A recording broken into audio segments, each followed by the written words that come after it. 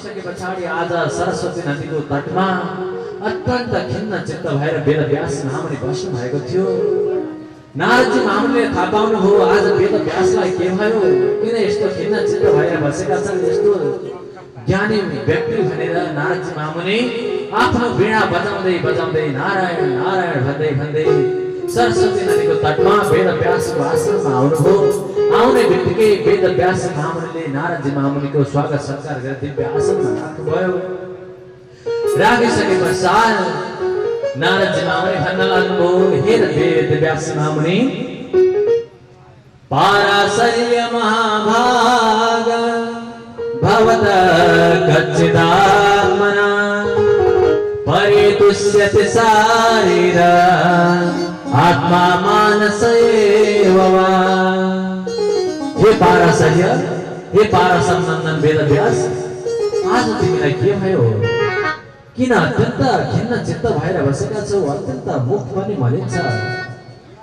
जो एउटा धनाढ्य व्यक्ति जस्तो प्रकारले आफ्नो सम्पूर्ण धन हरण भइसके पछाडि जस्तो अनुहार पारेर बस्छ नि, जस्तो प्रकारको उसमा मलिनता छाउँछ त्यस्तै प्रकारले बस्नु भएको छ। यसको कुरा के हो, किन मलिन हुनुहुन्छ? तपाईँ त सम्पूर्ण धर्मको रचयिता हुनुहुन्छ, सम्पूर्ण शास्त्रको रचयिता हुनुहुन्छ, तपाईँले यस्तो प्रकारले खिन्न चित्त भएर बस्न सुहाउँदैन।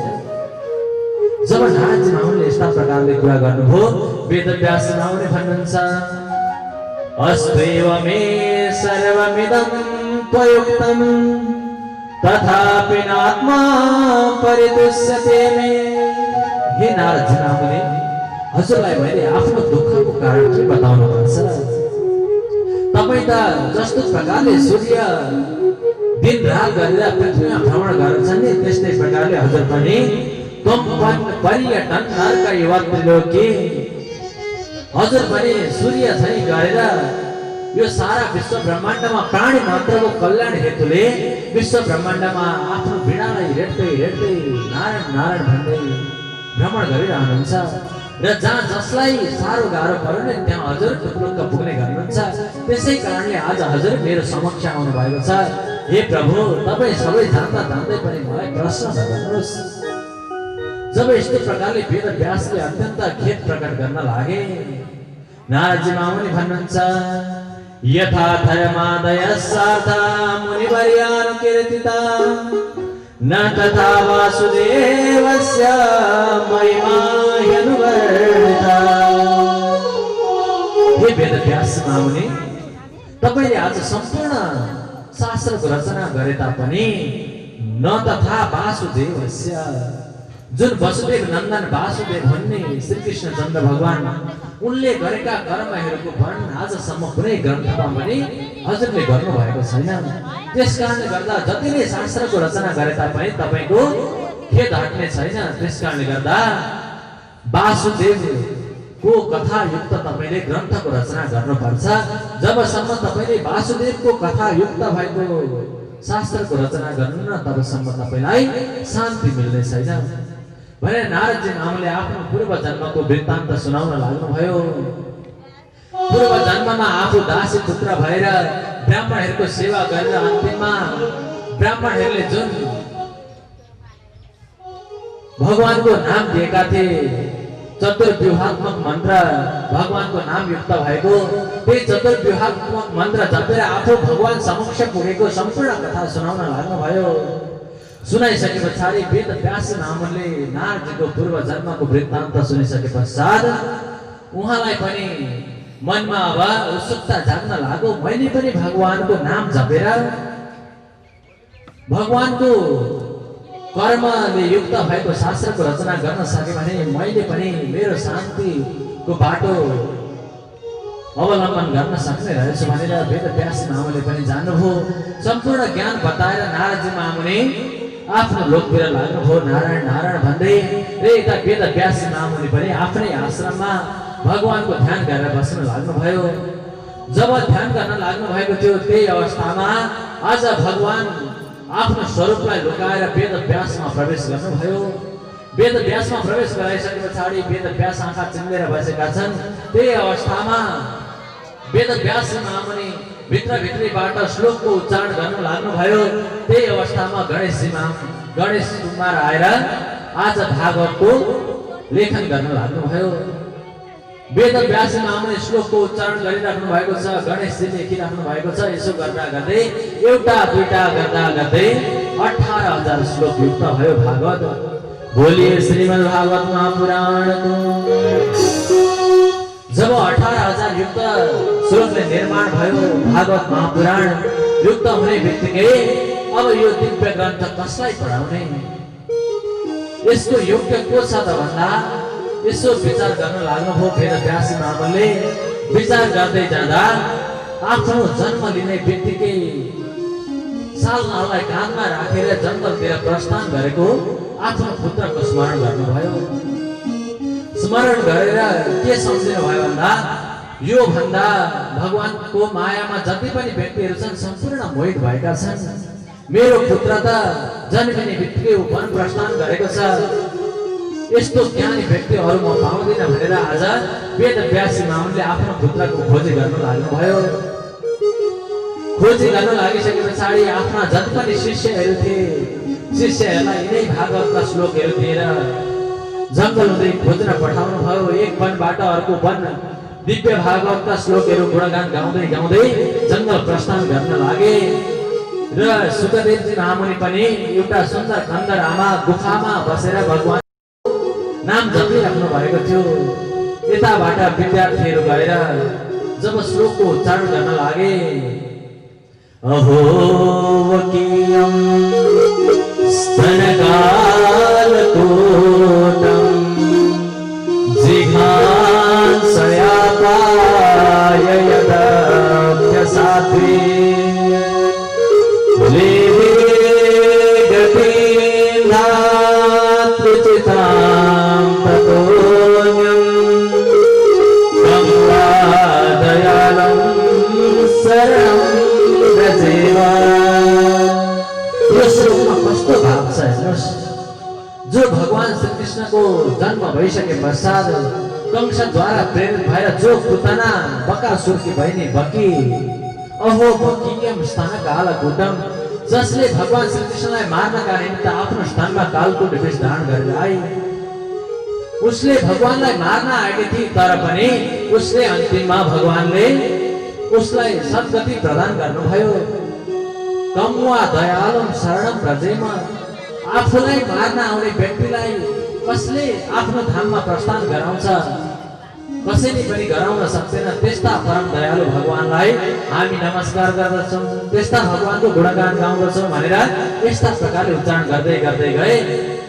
ती श्लोक उच्चारण गर्दै जाँदाखेरि आज सुखदेवजी महामुनिको कानमा पर्न लाग्यो श्लोकहरू। श्लोक पर्ने बित्तिकै उसको ध्यान खुल्ने बित्तिकै गुफाबाट बाहिर निस्किँदाखेरि साना साना विद्यार्थी बटुकहरू श्लोकहरूको गुणगान गरिरहेका छन्। त्यो देख्ने बित्तिकै सुखदेवजी महामुनिले आएर सोध्न लाग्नुभयो, हे बाबु हो तिमीहरूले यस्ता श्लोकहरू कहाँबाट ल्यायौ, अरू पनि सुनाउन भन्दाखेरि ती बटुकहरूले भन्न लागे, हे मुनि हामीसँग त 2-4वटा श्लोक मात्र छन्, तर हाम्रा गुरुसँग 18,000 श्लोक छन् यस्ता। हजुरले यदि हाम्रा गुरुजीलाई भेट्नु भयो भने 18,000 श्लोक श्रवण गर्न पाउनुहुन्छ भनिसके पश्चात आज सुखदेवजी महामुनि तिनै विद्यार्थीका पछि लागेर सरस्वती नदीको तटमा आउन लाग्नुभयो। आफ्नो पुत्र आएको देखेर वेदव्यास महामुनि अत्यन्त गदगद भएर हर्षित भएर यो श्रीमद् भागवत महापुराणको कथा श्रवण गराउनु भयो। श्रवण गराइसके पश्चात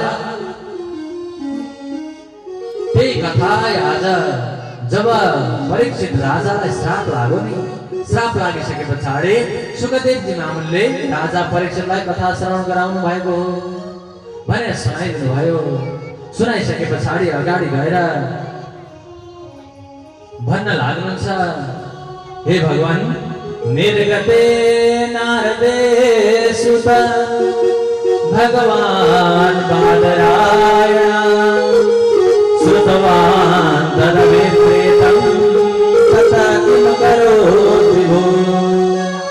जब यस्ता प्रकारले सम्पूर्णलाई सुनाइसके पछाडि अगाडि के कस्ता कर्महरू भए त्यो पनि हामीलाई सुनाउनुहोस् भनेर जब सुखदेवजी महामुनिसँग प्रश्न गरे, प्रश्न गरिसके पछाडि अगाडि सुताजी मामुनी भन्नुहुन्छ हरिर्गुणाक्षिप्तमतिर् भगवान् वादरायणे अक्षगान् महदाख्यानं नित्यं विष्णु जनप्रिय। ये सम्प्रकारले 28,000 सिद्धि हो। जब परीक्षितको कथा प्रवेश गर्छ नि भागवतमा, परीक्षितको कथा प्रवेश गर्ने बित्तिकै भगवान श्री कृष्णको पनि कथाको उदय हुने गर्दछ। र अब भगवान श्री कृष्णको कथाको उदय कस्तो प्रकारले हुन्छ अरे त भन्दा यदा मृदेको रवश्रेञ्जयाना वीरेश्वतो वीरगते गतेषु मृगोदरवेद्धगदा विमनसा भगनोर्दण्डे धृतराष्ट्रपुत्रे। जब परीक्षितको कथा प्रसंग भागवतमा प्रवेश गर्यो, अब महाभारत भित्र प्रवेश गरेको छ कथा। अगाडि वेद व्यास महामुनिले भागवतको रचना गरेर आफ्नो पुत्रलाई सुनाउनु भयो। सुखदेव महामुनिले राजा परीक्षितलाई सुनाउनु भयो र जब राजा परीक्षितको कथा प्रवेश गर्यो, प्रवेश गर्ने बित्तिकै अब महाभारतको कथामा प्रवेश गर्यो। महाभारतको कथा कसरी प्रवेश गरेको छ भन्दा यदा मृदे कौरव श्रेञ्जयाना, जब कौरव र पाण्डवको घोर भयंकर युद्ध भयो। महाभारत 18 दिनको युद्धमा 17 दिनसम्ममा सम्पूर्ण कौरव रूपी सेनाहरू परास्त भइसकेका थिए, मृत्युलाई वरण गरिसकेका थिए। यता 5 पाण्डव नै थिए। केवल कौरवमा बाँचेको भनेको दुर्योधन मात्र थियो युद्ध गर्न जाने। आज दुर्योधन मात्र थियो। 18वां दिनको दिन जब भीमसँग गदा युद्ध हुन लाग्यो, गदा युद्ध हुँदै जाँदाखेरि भगवानको इशाराद्वारा भीमले दुर्योधनलाई गदाले हाने बित्तिकै डङ्गलमा भुइँमा लड्यो। लडिसके पश्चात उसको केही पनि लागेन। उसले सम्पूर्ण हस्तिनापुरको राज्य अर्थात् विश्व ब्रह्माण्डको राज्य आफूले चलाउने इच्छा राखेको थियो, तर त्यो सम्भव भएन। आज डङ्गलमा जब भुइँमा लड्यो, लड्ने बित्तिकै दुर्योधनको छेउमा अश्वत्थामा आएर भन्न लागे, हे दुर्योधन, हे मित्र, हेर आजसम्म तिम्रा निमित्त मैले केही पनि गर्न सकेको छैन। त्यसकारणले गर्दा मलाई सेनापति बनाऊ। मलाई सेनापति बनायो भने जे तिमी आदेश गर्छौ म त्यसको पालना गर्नेछु भनेर दुर्योधनसँग भन्ने बित्तिकै दुर्योधनले के भन्नु भन्दा हे अश्वत्थामा, यदि तिमी मेरो मित्र हो भने मैले तिमीलाई सेनापति नियुक्त गरे। तिमीले अरू केही पनि गर्नु पर्दैन। हेर हाम्रो कौरव रूपी सैन्य सागर सबै सुकेर गयो, तर ती 5 पाण्डवहरू अझै पनि 5 छन्। मलाई तिनीहरूको शिर चाहिएको छ, अरू मलाई केही पनि चाहिँदैन। तिनीहरूको शिर भए पुग्छ भन्ने बित्तिकै अश्वत्थामा आफ्नो खड्गा लिएर नगरतिर प्रवेश गर्न लागे, जहाँ 5 पाण्डवको नगर थियो। 5 पाण्डवको नगरमा प्रवेश गर्दै गइसके पछाडि भगवान श्रीकृष्णले अगाडि नै के गर्नु भएको थियो त भन्दा आज अन्यथा हुन्छ भनेर जान्ने बित्तिकै भगवानले 5 पाण्डवलाई 5 पाण्डवको नगरबाट अन्यत्र लिएर जानु भएको थियो। त्यो नगरमा आज 5 पाण्डवका 5 जना सुपुत्रहरूलाई शयन गराइएको थियो।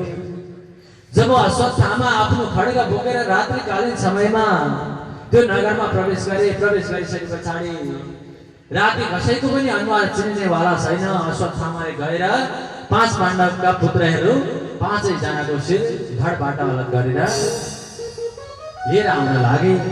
लिएर आइसके पछाडि दुर्योधनको समक्ष आउने बित्तिकै दुर्योधनले यसो शिर छामे अँध्यारो छ, कुनै त्यहाँनिर प्रकाश छैन।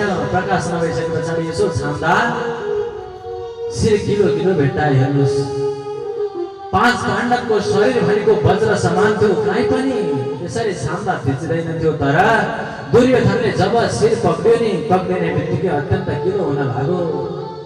दुर्योधन भित्रै तड्किन लाग्यो, रुन लाग्यो, कराउन लाग्यो, हे अश्वत्थामा, हे मित्र, तिमीले आज के गर्यौ? तिमीले हामी कौरव सैन्य सागर त सबै सुक्यौं, तर अब हामीलाई पिण्डदान गर्ने पनि अब यो संसारमा कोही पनि रहेन। 5 पाण्डव भन्दा पर्तिर अब कोही पनि रहने भएन। तिमीले आज 5 पाण्डवको शिर नभएर 5 पाण्डवको पुत्रको शिर काटेर ल्याएछौ। जब दुर्योधन अत्यन्त पीडायुक्त भए, दुखी भए, उसलाई श्राप दियो कि तिमी जब एकैचोटि दुखी हुन्छौ, जब अत्यन्त प्रसन्न हुन्छौ, त्यही अवस्थामा तिम्रो मृत्यु हुनेछ भनेर जब अश्वत्थामाले शिर लिएर आउँदै वो 5 पाण्डवको शिर काट्यो भनेर वो अत्यन्त प्रसन्न भएका थिए। जब अन्तिममा 5 पाण्डवको शिर होइन भन्ने थाहा पाउने बित्तिकै दुखी भए, त्यतिखेर उसको प्राणान्त भयो। दुर्योधनको जब मृत्यु भयो, यता अश्वत्थामालाई पनि भयो कि मैले 5 पाण्डवको नभएर उनीहरूको पुत्रको शिर लिएर आएछु भन्ने थाहा हुने बित्तिकै उनी आफ्नो रथमा चढेर त्यहाँबाट भाग्न लागे। यता भरतो प्रियं द्रोणीति स्म पश्यन् कृष्णासुतानां स्वपतां शिरांसे। द्रविणा दानम, उसको जति पनि धन सम्पत्ति छ त्यसलाई हरण गरिदिनु। स्थानान्तर्यापणम, तथा ऊ जो बसोबास गरेको ठाउँ छ नि त्यो स्थानबाट निकालिदिनु नै ब्रह्मबन्धु हन्तव्य। जो ब्राह्मणहरूको हत्या भनेको यति गर्दा पुग्छ। ब्राह्मणहरूको हत्या भनेको 4 पाटा मोड्दिनाले, ऊ बसेको स्थानबाट उसलाई देश निकाला गर्दिनाले उसको मृत्यु हुने गर्दछ भनेर आज अर्जुनले 4 पाटा मोडेर उसलाई देश निकाला गरिदिनु भयो। गर्दैछमा पनि हजुरले रक्षा गर्नुभयो। त्यति मात्र होइन, जब हामीलाई अनेक प्रकारका वन जङ्गलमा दुःख कष्ट आइपर्दा पनि हजुरले रक्षा गर्नुभएको थियो। त्यसकारणले गर्दा हामी हजुरबाट टाढा भएर बस्न सक्दैनौँ हे भगवान।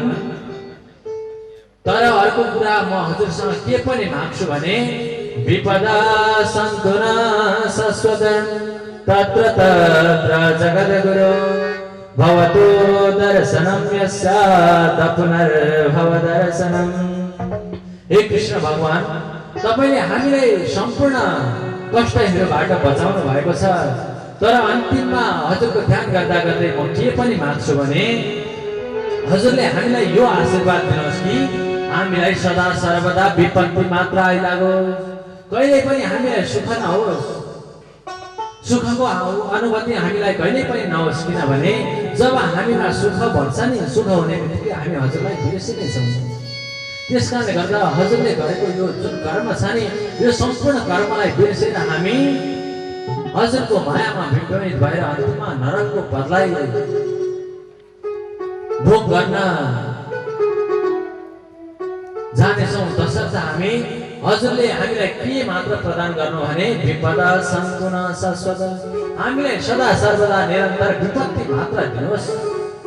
जब हामीलाई विपत्ति आइपर्छ नि, विपत्ति आइपर्ने बित्तिकै हजुरले हाम्रो रक्षा गर्नका निमित्त हजुर टुप्लुक्क उपस्थित हुने गर्नुहुन्छ, हामीलाई आएर दर्शन दिने गर्नुहुन्छ। त्यसकारणले गर्दा हजुरले सदा सर्वदा हामीलाई विपत्ति दिनुहोस्। विपत्ति भगवती शाश्वत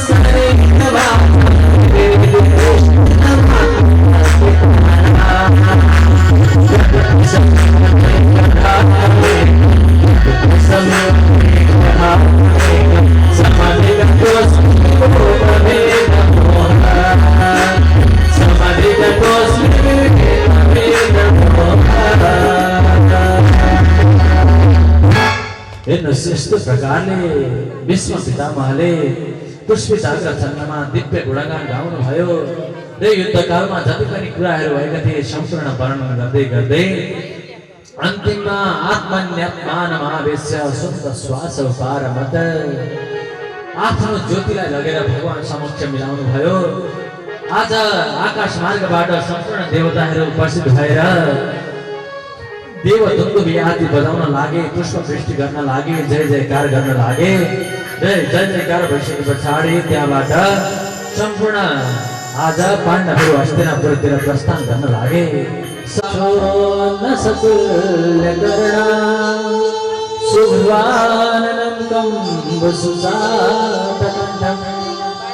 तम द्वेष्ट वर्षम द्विअष्ट वर्षम 8 गुना 16 वर्षको अवस्था छ।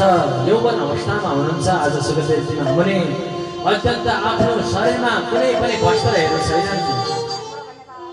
अत्यन्त यौवन अवस्थामा प्राप्त भएका कारणले गर्दा कुनै शरीरमा वस्त्रहरू नभएका कारणले गर्दा अनेक प्रकारका गाउँका सम्पूर्ण प्रजाहरू कस्तो व्यक्ति आयो भनेर पछि लागिरहेका छन्। अनेक प्रकारका स्त्री जातिहरू कुदिरहेका छन्।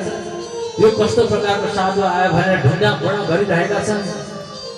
तर आज साक्षात सुखदेवजी महामुनि आफ्नो पाउमा खराब शुद्ध नलाइकन आफ्नो शरीरमा केवल जनेऊ मात्र छ, अरू केही पनि छैन। हातमा एउटा सुन्दर माला लिनु भएको छ भगवानको नाम जप्नका निमित्त, अरू केही पनि छैन शरीरमा। यस्ता प्रकारले लामा लामा कपाल भएको, हात पनि लामा लामा भएको यस्तो सुन्दर शरीर देख्ने बित्तिकै राजा परीक्षितले स्वागत सत्कार गर्नुभयो, दिव्य आसनमा राख्नुभयो। अब मेरो उद्धार उहाँले नै गर्नुहुने रहेछ भनेर दिव्य आसनमा राखेर पूजन गरिसके पछाडि सुखदेवजी महामुनिको प्रार्थना गर्न लाग्नुभयो। अहो अद्य वयं ब्रह्मन् सस्येभ्य छत्रबन्धव कृपया तिथिरूपेण भवद्भीष्टिर्थकाकृता। आज मेरो जन्म लिनुको सफल्य भएको छ। मेरो जन्मले आज मलाई मुक्तिको बाटो ढोल्याइसकेको छ, किनभने आज हजुर जस्तो दिगम्बर स्वरूपको मैले दर्शन गर्न पाएको छु। र यी सम्पूर्ण ऋषिमुनिहरू मेरो उद्धारको निमित्त भएर यहाँ वरिपरि बस्नु भएको छ। हे ऋषेश्वर, हे दिगम्बर, हजुरसँग म के प्रार्थना गर्न चाहन्छु भने नितराम्रियमाणानां संसिद्धस्य वनेयसा पुरुषस्य यत् कार्यं म्रियमाणस्य सर्वथा।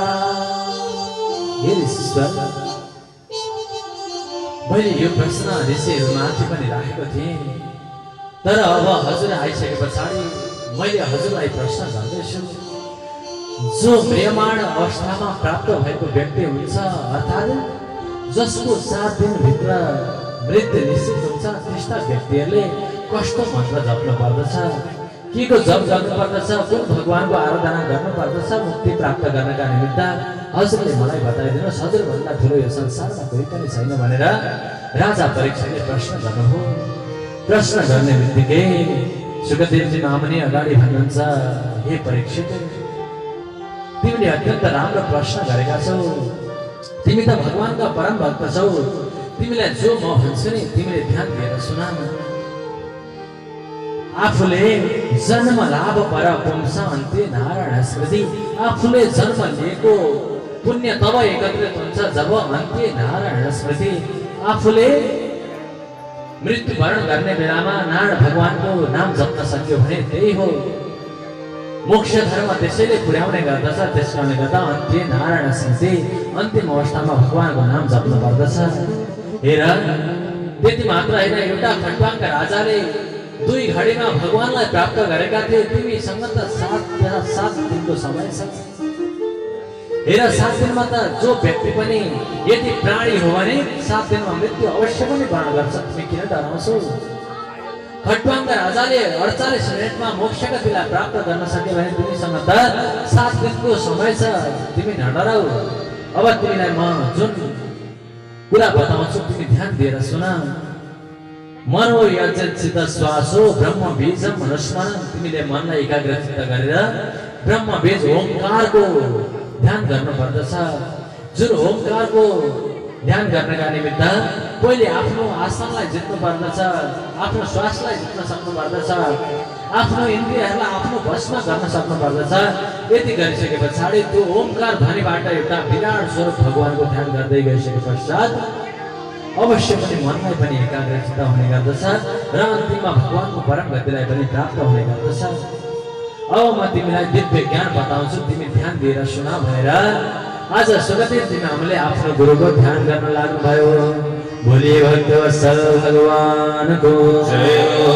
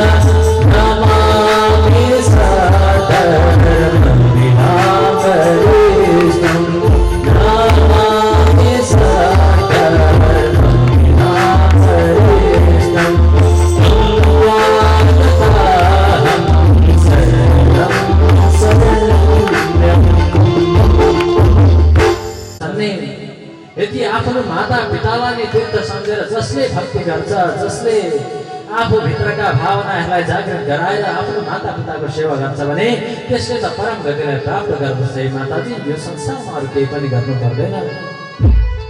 यिनै कथाहरू, तत्त्वको लक्षणहरू हामी कसरी जानुभयो र आफ्नो जति पनि अवतारहरू थिए तिनीहरूको स्त्रिया प्रविष्ट उदरम पुंसोरेत कणाश्रय। हेर्नुस्, एउटा हामी जति पनि संसारमा प्राणीहरू छौँ नि, हामीले कस्ता प्रकारले जन्म लिन्छ अरे भने जब स्त्री पुरुषको समागम हुन्छ, समागम भनेर जो बीज बस्छ नि, गर्भाधान संस्कार भइसके पश्चात कललम त्वेकरात्रेण पञ्चरात्रेण बुधुबुधम् दशाहेन तु करकन्दो प्रसन्नं वा ततः परम्। जब गर्भवास भएको पहिलो रात्रि हो नि, अत्यन्त गरल अवस्थामा हुन्छ। पाँचौं अवस्थामा, पाँचौं दिनमा एउटा अमलाको दान समान हुन गर्दछ जीव। त्यस्तै प्रकारले 10औं रात्रिमा महाश्रेयेन तु शिरोद्वाभ्याम्। जब महिना दिन 1 महिना पूर्ण हुन्छ, 1 महिना पूर्ण भइसके पछाडि त्यो जीवको शिर बनिन लाग्दछ। त्यस्तै प्रकारले दोस्रो तेस्रो महिना गर्दै गर्दै हे माता, गर्दन, छाती आदि, पृष्ठभाग, अग्रभाग आदि हुँदै हुँदै 7औं महिना प्रवेश हुने बित्तिकै सम्पूर्ण नाडीहरू, प्रत्यङ्गहरू सम्पूर्ण पूर्ण भएर जीव प्रवेश गर्ने गर्दछ। जीव प्रवेश गरिसके पछाडि भित्र वायु प्रवेश गर्छ। त्यो वायु अब कुक्षो भ्राम्यति दक्षिणे, माताको दाहिने कोखातिर घुम्न लाग्दछ र जुन आफ्नो माता पिताले खाएको जुन अमिलो पिरो हुन्छ त्यसलाई पनि उसले उपभोग गर्ने गर्दछ। उसलाई जो किराहरूले ठोकिरहेका हुन्छन् त्यो घाउमा लाग्ने बित्तिकै ऊ अब गर्भमा छटपटाउन लाग्दछ। यसरी छटपटाउँदै भगवानको ध्यान गर्न लाग्दछ। आफूले आफ्नो पूर्व जन्ममा म के थिएँ, अहिले कहाँ यो विष्टा मुद्रामा भरिरहेको छु र अब म के हुन जाँदैछु त्यो सम्पूर्ण गर्भमा थाहा हुन्छ अरे। जब यसरी 9 महिना पूर्ण भएर पृथ्वीमा अवतरण हुन्छ, अवतरित हुने बित्तिकै उसले रुने बित्तिकै सम्पूर्ण पूर्व जन्मका ज्ञानहरूलाई विस्मृत हुन लाग्दछ, अर्थात् बिर्सिन लाग्दछ। बिर्सिसके पछाडि यो संसार सागरमा भड्किँदै भड्किँदै हे माताजी जब भड्किँदाखेरि उसले मलाई सम्झिन छोड्छ नि, मलाई भुल्ने बित्तिकै उसले उसको पतन हुने गर्दछ र उसले नरकलाई भोग्ने गर्दछ र जसले मलाई स्मरण गर्न सक्दछ उसैले मेरो दिव्य गतिलाई प्राप्त गर्नेछ भनेर दिव्य साङ्ख्य योगको वर्णन गर्नुभयो। र यसरी वर्णन गर्दै गर्दै अन्तिममा हे माताजी म भन्दा यो संसारमा यो ठुलो कोही पनि छैन, त्यस कारणले गर्दा भक्ति गर्दा मेरो भक्ति गर्नुहोस् र त्यही भक्ति रूपी डोरीमा बाँधिएर म पनि हृदय काशमा आउने गर्दछु र हजुरले भक्तिलाई प्राप्त गरिसके पछाडि त्यही भक्ति गरेद्वारा हजुरलाई ज्ञान प्राप्त हुने गर्दछ। जो हामीले कथा सुन्न मन गरेनौँ भने हाम्रो दिमागमा कहिले पनि ज्ञान हुँदैन। जब ज्ञान हुँदैन, ज्ञान नभइकन वैराग्यता प्राप्त हुँदैन। त्यस कारणले गर्दा हे माताजी पहिले ममा आधार भएर मलाई नै आधार मानेर संसारको आधार मानेर मलाई भक्ति गर्नुहोस् र भक्ति गरिसके पश्चात ज्ञान लिनुहोस्। म के भनिरहेको छु, कुराहरू के रहेछन्, यो संसारमा कसरी भड्किँदो रहेछ प्राणी, त्यो सम्पूर्ण ज्ञान भइसके पश्चात आफै वैराग्यता प्राप्त हुन्छ। हे माताजी अरू कसैले पनि केही गर्नु पर्दैन भनेर दिव्य साङ्ख्यको वर्णन गर्नुभयो र अन्तिममा दिव्य ज्ञान प्राप्त गरिसके पछाडि कपिलदेव भगवान पनि भगवानको बद्री विशाल धामतिर कस्तुरी विशाल क्षेत्रतिर लाग्नुभयो। यता जो देवहूति माता हुनुहुन्थ्यो उहाँ पनि सिद्धपथ क्षेत्रमा गएर सिद्धिवती नाम गरिएकी नदी भएर आज पनि बहिराख्नु भएको छ। र यस्तै प्रकारले हामीले जुन कपिलस्य संवादो देवहूत्यास पावन ये जन्मिगतिनाम दाता यत्पृष्ठवन्तानगर, हे परीक्षित तिमीले जुन देवहूति माता र कपिल भगवानको प्रश्न सोधेका थियौ नि त्यो सम्पूर्ण तिमीहरूलाई कथा सुनाए। जुन एउटा कपिल भगवानले बद्री विशालमा गएर आज पनि हाम्रा निमित्त भगवानको ध्यान आराधना गर्नुहुन्छ, त्यस्तै प्रकारले उता जो देवहूति थिइन् उनी पनि सिद्धपथ क्षेत्रमा गएर सिद्धिवती नाम गरिएकी नदी भएर आज पनि भइरहेको छ। त्यस कारणले गर्दा त्यो सिद्धिवती नदीमा गएर कोही पनि एकचोटि मात्र स्नान गर्छ भने त्यसले परम गतिलाई प्राप्त गर्ने गर्दछ।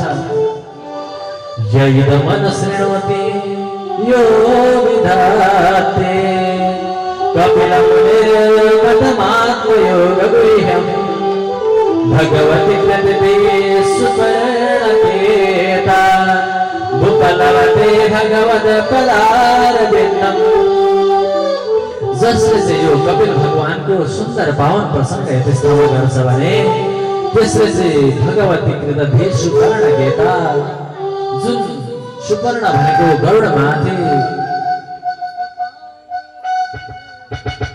विराजमान हुने जो भगवान हुनुहुन्छ उहाँ आएर हाम्रो हृदय काशमा बस्नुहुन्छ र उहाँको परम गतिलाई प्राप्त गर्न सकिन्छ। गोपालवते भगवत पदारविन्दम्, र अन्तिम अवस्थामा भगवानको चरणको अनुयायी भनेर भगवानको क्षेत्रमा अरू देवताहरूसँगै बस्न पाइन्छ नि। त्यस कारणले गर्दा हामीले यो भगवानको कपिल भगवानको प्रशंसालाई मनन गर्नुपर्छ, चिन्तन गर्नुपर्दछ। हामीले यो चिन्तन गर्दै गऱ्यौँ भने अन्तिममा भगवानको परम्परालाई प्राप्त गर्न सकिन्छ। भोलि कपिल भगवानको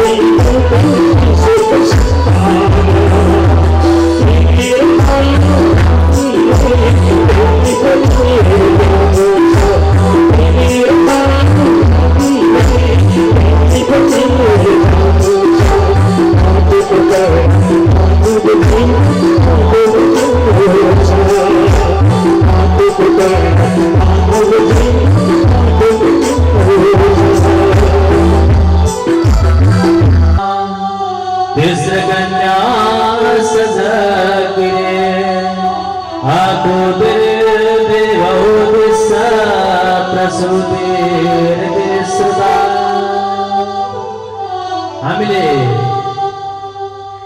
मनु महाराज र सतरूपा महारानीका जम्मा 5 जना सन्तान भनेका मध्ये माइली सुपुत्री देवहूतिको कर्दम भगवानसँग कर्दमजी महामुनिसँग विवाह सम्पन्न गराएर अन्तिममा सिद्धिवती नाम गरिएकी नदी बनाएर उहाँको उद्धार गर्यो र अब मनु महाराज र सतरूपा महारानीका 4 जना सन्तानहरूको कथा आउनेछ। जम्मा 2 जना सुपुत्र प्रियव्रत र उत्तानपाद, छोरीहरू आकुति, देवहूति र प्रसूति मध्ये देवहूतिको कथा श्रवण गरिसकेका छौँ। आउनुहोस् आकुतिको सुनौँ। आकुतिं रुचये प्राणादपि भ्रातृमतिं कृपा पुत्रिका धर्ममाश्रित्य सतरूपानुमोदिता। जुन आफ्नै जेठी सुपुत्री आकुति जो थिइन् उनी रुचि प्रजापतिलाई प्रदान गरिएको थियो। रुचि प्रजापतिलाई कस्तो प्रकारले दिएको थियो त भन्दा पुत्रिका धर्ममा निरूपित भएर। पुत्रिका धर्म भनेको के हो भने जो आफूले आफ्नै कन्या प्रदान गरिसके पश्चात ती कन्याबाट जो सन्तान पहिले प्राप्त हुन्छ त्यो कन्यालाई या त्यो बालकलाई आफूले ल्याउने शर्त हुन्छ। पुत्रिका धर्म भनेको पहिलो सन्तान यानी कि आफूले ल्याउने हुन्छ र दोस्रो सन्तान तेस्रो सन्तानदेखि मात्र उनीहरूले आफू राख्न पाउँछन्। यस्तो यो धर्मलाई भनेको पुत्रिका धर्म भनिन्छ। पुत्रिका धर्ममा निरूपित भएर आज रुचि प्रजापतिलाई प्रदान गरियो। जब प्रदान गरियो, प्रदान गरिसके पश्चात आकुति र रुचि प्रजापतिबाट जम्ल्या सन्तान प्राप्त भए, जसमध्ये यस्तो पुरुष साक्षात विष्णु यज्ञ स्वरूप देखि याश्रिसा दक्षिणा भूते अंश भूता न पाइने। आज जो जगतका नियन्ता पालन गर्दा विष्णु भगवानले आज यज्ञ स्वरूप भएर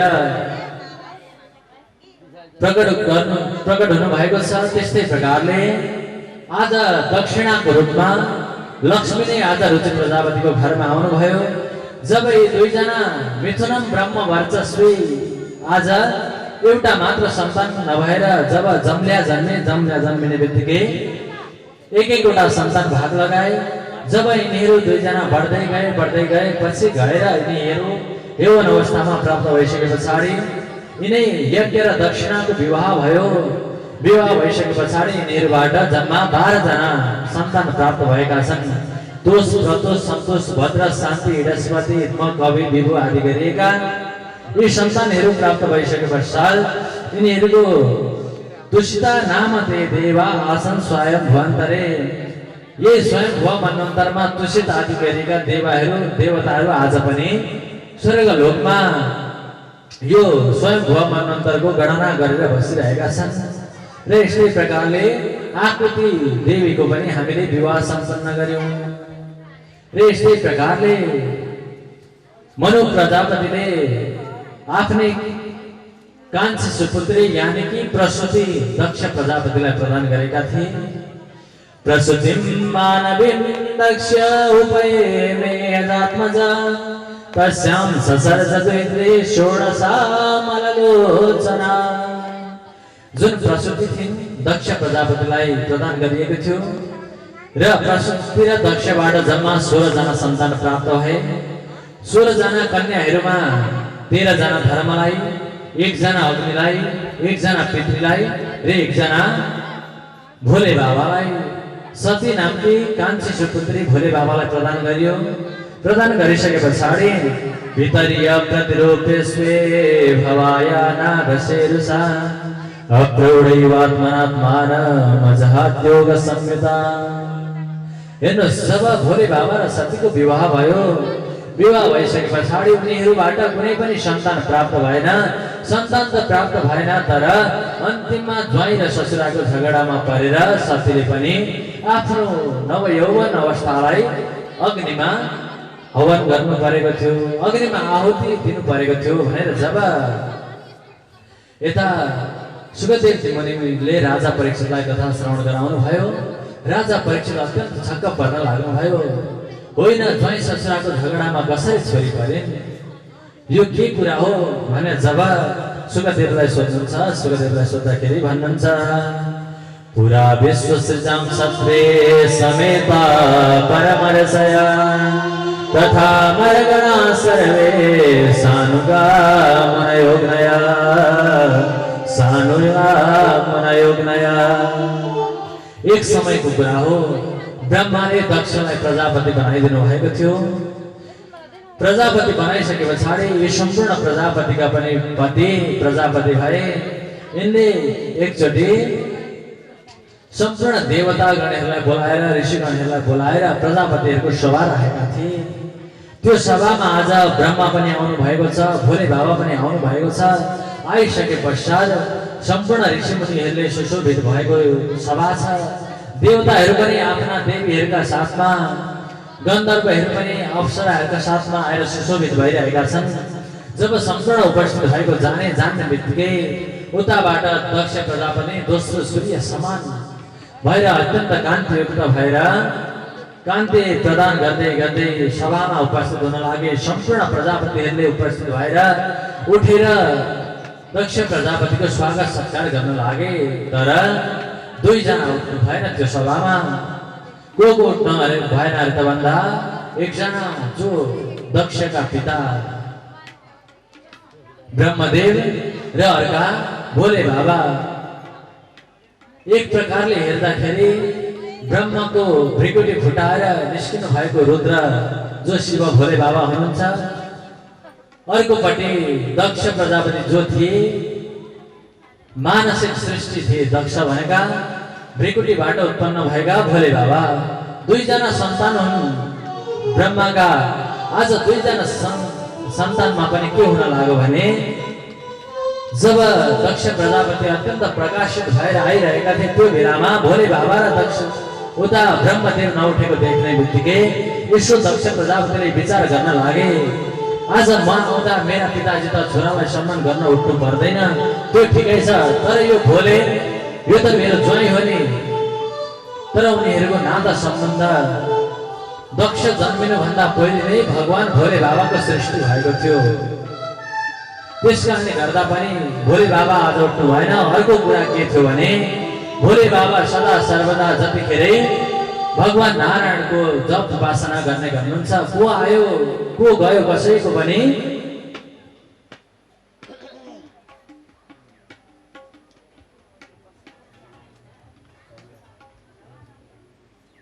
भक्तवत्सल भगवानको कसैको पनि वास्ता गर्दैन भोले बाबाले। र वास्ता नगरिसके पश्चात जब दक्ष प्रजापति हेर्दै हेर्दै आए, 2 जना उठ्नु भएन। दक्ष प्रजापति आज यति क्रोधित हुन लागे, यति क्रोधित हुन लागे, ठाडे अम्लो उद्याएर भन्न लागे, अयम तु लोकपालानां यशोघ्नो निरपत्रव सद्भिरा चरित पन्थाय नष्टप्रेण दूषिता। यो अत्यन्त निर्दुष्ट पतित देवताहरूमा पनि अधम यसलाई कहिलेदेखि कसले प्रजापतिको स्थान दियो? लोकपालहरूमा पनि दुष्ट यो भोलेलाई कसले स्थान दियो? यो सभामा कसले निमन्त्रणा दियो? त्यति मात्र होइन, यस समय शिष्यता प्राप्त हो यन्मे दुष्टरा गैर। यो त मेरो एउटा शिष्य समान हो। यो भोले कैलाशमा बस्छ, खरानी घस्छ, केही नभएर, केही गरगहना नभएर, सर्पको माला लगाएको छ, वस्त्रहरू कपडाहरू नभएर, उसले बाघको छाला ओढेर बसेको छ, मृगको छाला लाउने गर्दछ, बागम्बर भनेको छ, भाङ धतुरो खाएको छ, मातेको छ, त्रिभङ्ग ललित भनेको छ। उसको के छ? पाणी विप्राप्ति कथा सावित्री आयो साधवध। यसमै शिष्यता प्राप्त हो यन्मे रगैर। यो त मेरो ज्वाइँ हो। ज्वाइँले ससुरा आउनु उठ्नु पर्दैन। यसलाई मैले आफ्नै कनिष्ठ पुत्री प्रदान गरेको छु। मैले यसलाई प्रेतावासेषु घोरेषु प्रेतेर भूत गणेर्वित अटत्युत भक्त वनमङ्गो वृत्तकेषु असंशोधन। यो प्रेत भूत प्रेतलाई साथी लिएर हिँड्ने गर्दछ। त्यति मात्र होइन, प्रेत आदिले घेरिएर यत्र तत्र विचरण गर्ने गर्दछ, सम्पूर्णलाई डराउने गर्दछ। यसको आँखा हेर न, आँखा बाँदरको जस्तो छ।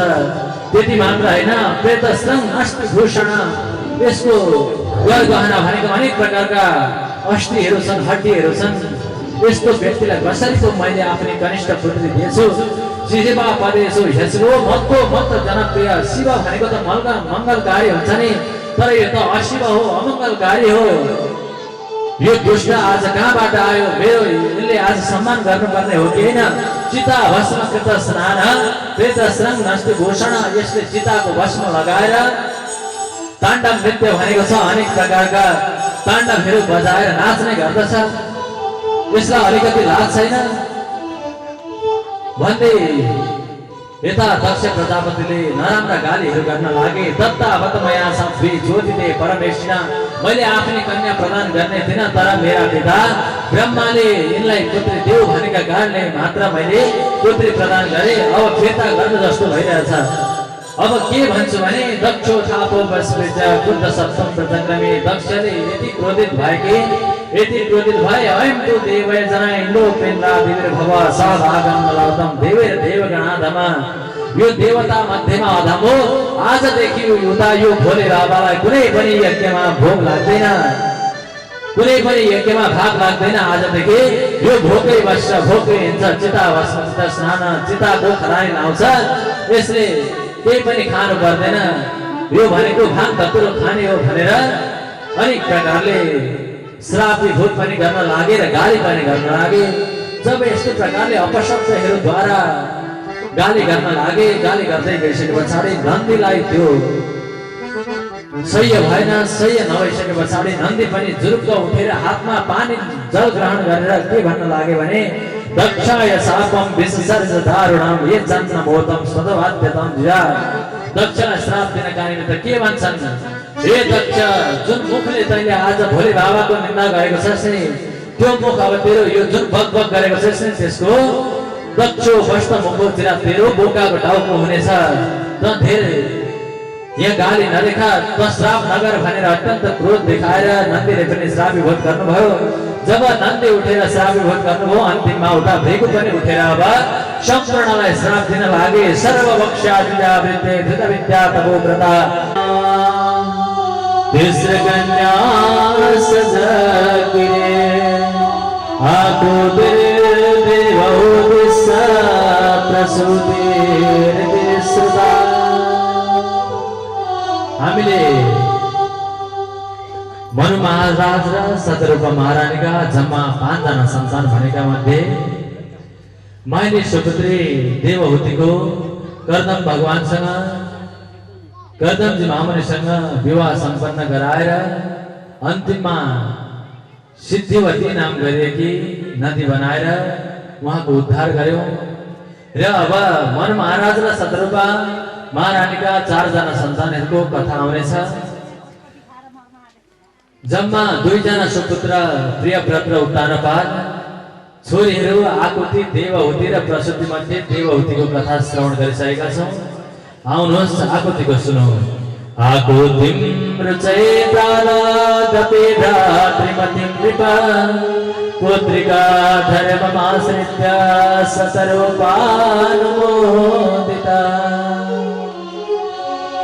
जुन आफ्नै जेठी सुपुत्री आकुति जो थिइन् उनी रुचि प्रजापतिलाई प्रदान गरिएको थियो।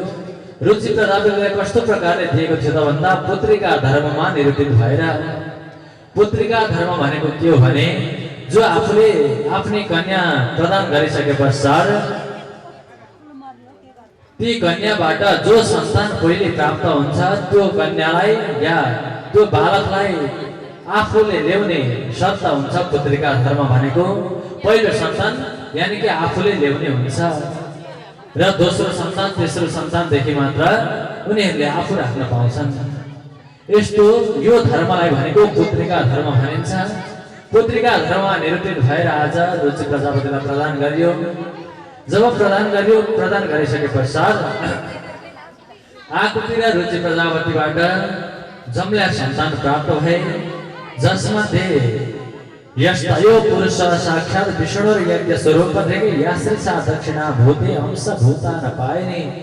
आज जो जगतका नियन्ता पालन करता विष्णु भगवानले आज यज्ञ स्वरूप भएर प्रकट हुनु भएको छ। त्यस्तै प्रकारले आज दक्षिणाको रूपमा लक्ष्मी नै आज रुचि प्रजापतिको घरमा आउनुभयो। जब यी दुईजना मिथुनम ब्रह्म वर्चस्वी आज एउटा मात्र सन्तान नभएर जब जन्मिने बित्तिकै एक एकवटा सन्तान भाग लगाए। जब यिनीहरू दुईजना बढ्दै गए पछि गएर यिनीहरू यौवन अवस्थामा प्राप्त भइसके पछाडि यिनै यज्ञ र दक्षिणाको विवाह भयो। विवाह भइसके पछाडि यिनीहरूबाट जम्मा 12 जना सन्तान प्राप्त भएका छन्। दोष प्रतोष सन्तोष भद्र शान्ति हिडस्पति हित्म कवि विभु आदि गरिएका यी सन्तानहरू प्राप्त भइसके पश्चात यिनीहरूको तुषिता नाम ते देवा आसन स्वयं भवन्तरे। यही स्वयं भुव मन्वन्तरमा तुषित आदि गरिएका देवताहरू आज पनि स्वर्गलोकमा यो स्वयं भुव मन्वन्तरको गणना गरेर बसिरहेका छन्। र यस्तै प्रकारले आकुति देवीको पनि हामीले विवाह सम्पन्न गर्यौं। र यस्तै प्रकारले मनु प्रजापतिले आफ्नै कान्छी सुपुत्री यानी कि प्रसूति दक्ष प्रजापतिलाई प्रदान गरेका थिए।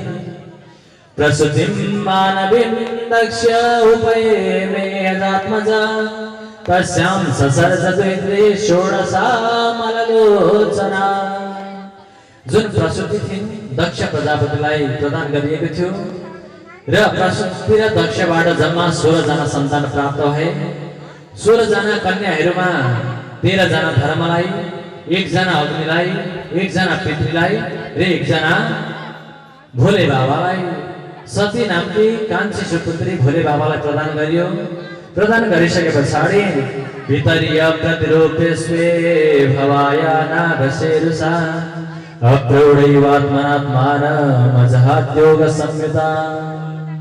हेर्नुहोस्, जब भोले बाबा र सतीको विवाह भयो, विवाह भइसके पछाडि उनीहरूबाट कुनै पनि सन्तान प्राप्त भएन। सन्तान त प्राप्त भएन, तर अन्तिममा ज्वाइँ र ससुराको झगडामा परेर सतीले पनि आफ्नो नवयौवन अवस्थालाई अग्निमा हवन गर्नु परेको थियो, अग्निमा आहुति दिनु परेको थियो भनेर जब यता सुखदेव मुनिले राजा परीक्षितलाई कथा श्रवण गराउनु भयो, राजा परीक्षित अत्यन्त छक्क पर्न लाग्नुभयो। होइन, ज्वाइँ ससुराको झगडामा कसरी छोरी परिन्, यो के कुरा हो भने जब सुखदेवलाई सोध्नुहुन्छ, सुखदेवलाई सोद्धाखेरि भन्नुहुन्छ पुरा विश्व सृजां सत्रे समेता परमरसया तथा मरगणा सर्वे सानुगा मनयोग्नया।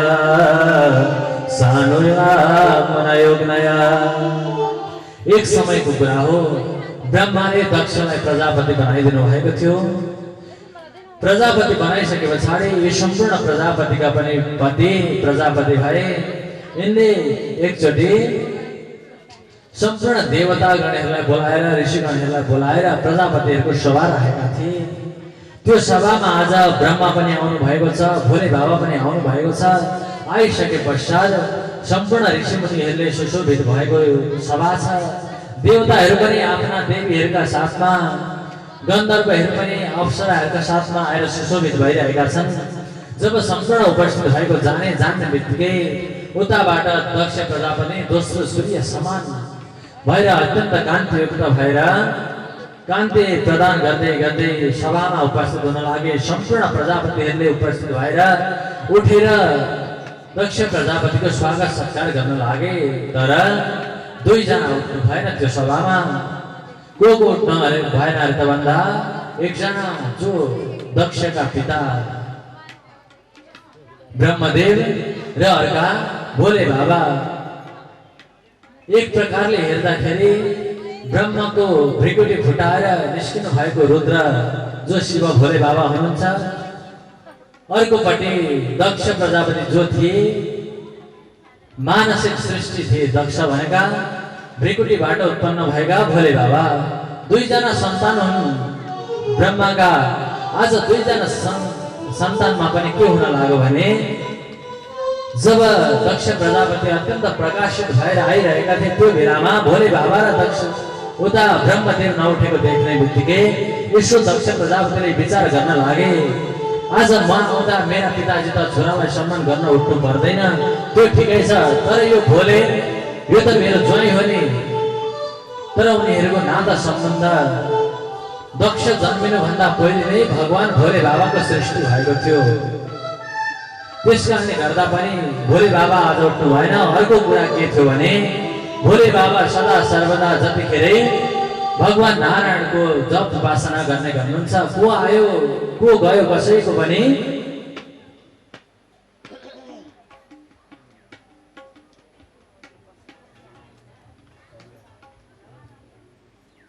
भक्तवत्सल भगवानको कसैको पनि वास्ता गर्दैन भोले बाबाले।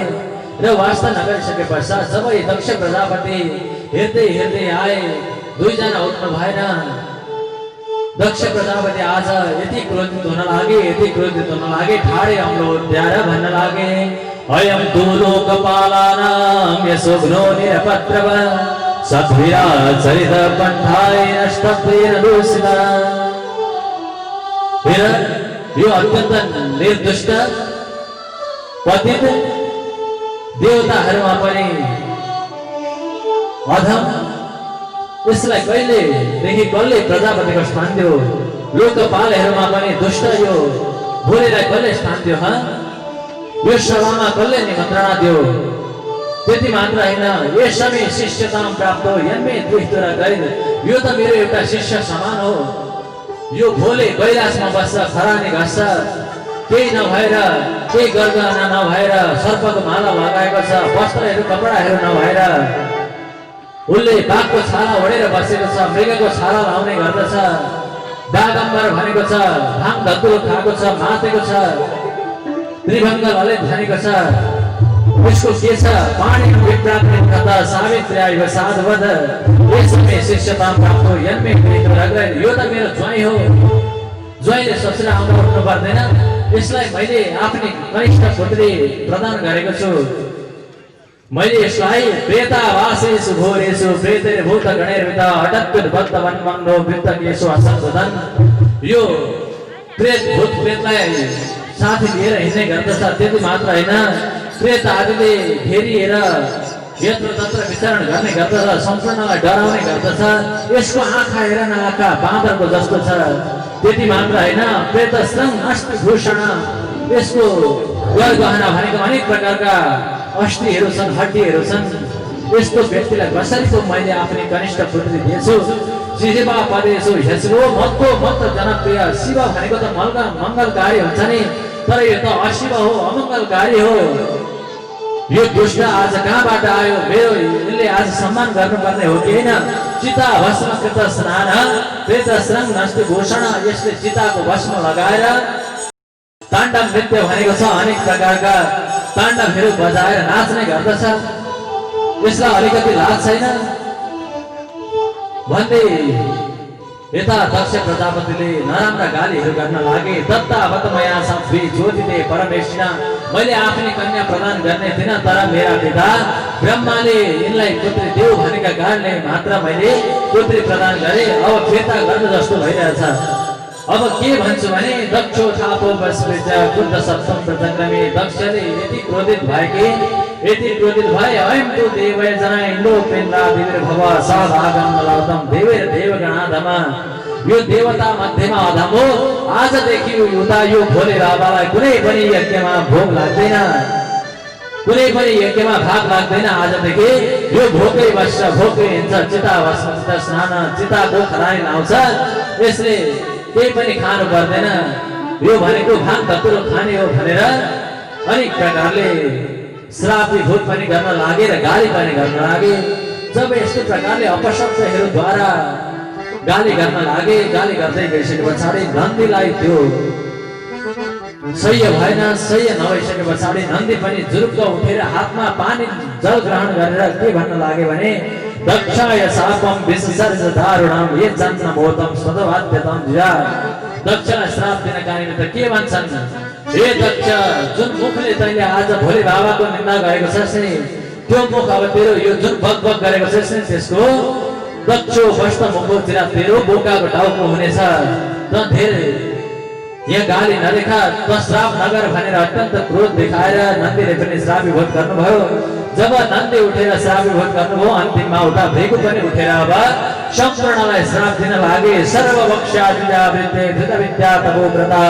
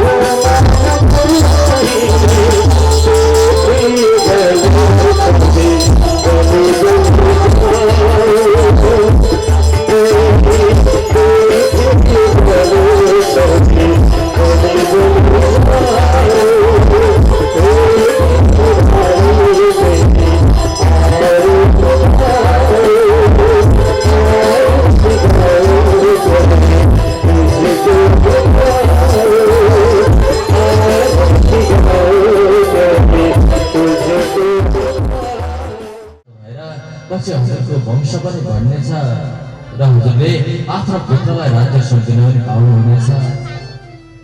जब आफ्नै पत्नी सुनिदिएको यस्तो वचन सुने राजा उत्तानपादले सुनेपछि केही समय पश्चात एक राजाको छोरी सूर्यसँग विवाह गर्नुभयो उत्तानपाद राजाले।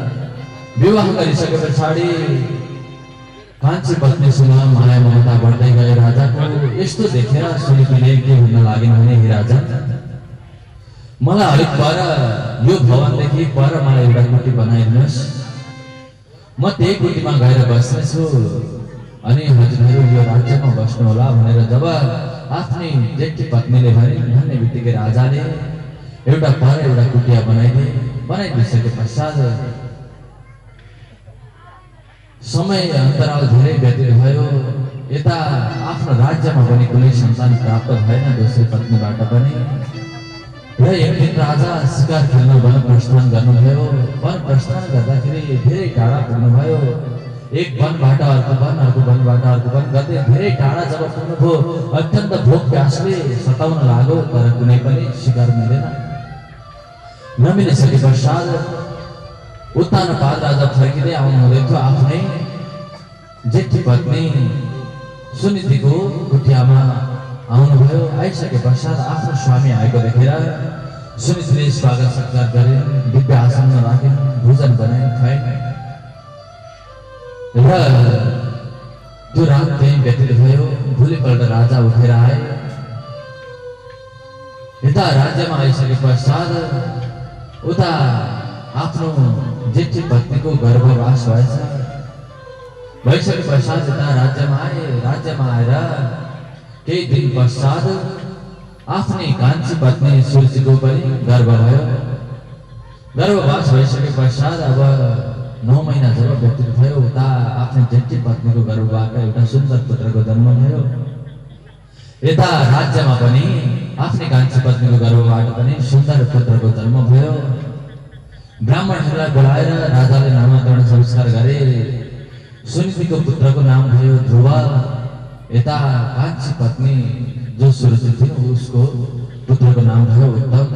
दुईजना दाजुभाइ खेल्न लागे। बढ्दै गए। धेरै अन्तरालपछि ध्रुव जब वनबाट एउटा कुटियाबाट आफ्नो पिता सम्झेर राज्यमा गए र दाजुभाइ खेल्दै जाँदाखेरि उत्तानपाद राजाको छेउमा पुगे। अब एक आपसमा खेल्दै जाँदा एउटाको पनि पिता हो, अर्कोको पनि पिता हो। जब ध्रुव बालक उफ्रिँदै गएर आफ्नो पिता उत्तानपाद राजाको काखमा बस्नु भएको थियो, त्यतिखेर सुरुचि माताले देखिन्। देख्ने बित्तिकै के भयो, एउटा सौतेनीको व्यवहार त्यस्तो हुँदो रहेछ जुन एउटा आफ्नो पुत्र र अर्काको पुत्रमा धेरै फरक हुँदो रहेछ। के भनिन् भने, नवस्स निबद्धर दृश्यम भवान् आरूढ मध्यपि न गृहीतो मया यत्त्वं पुंक्षा वपि निपातमज।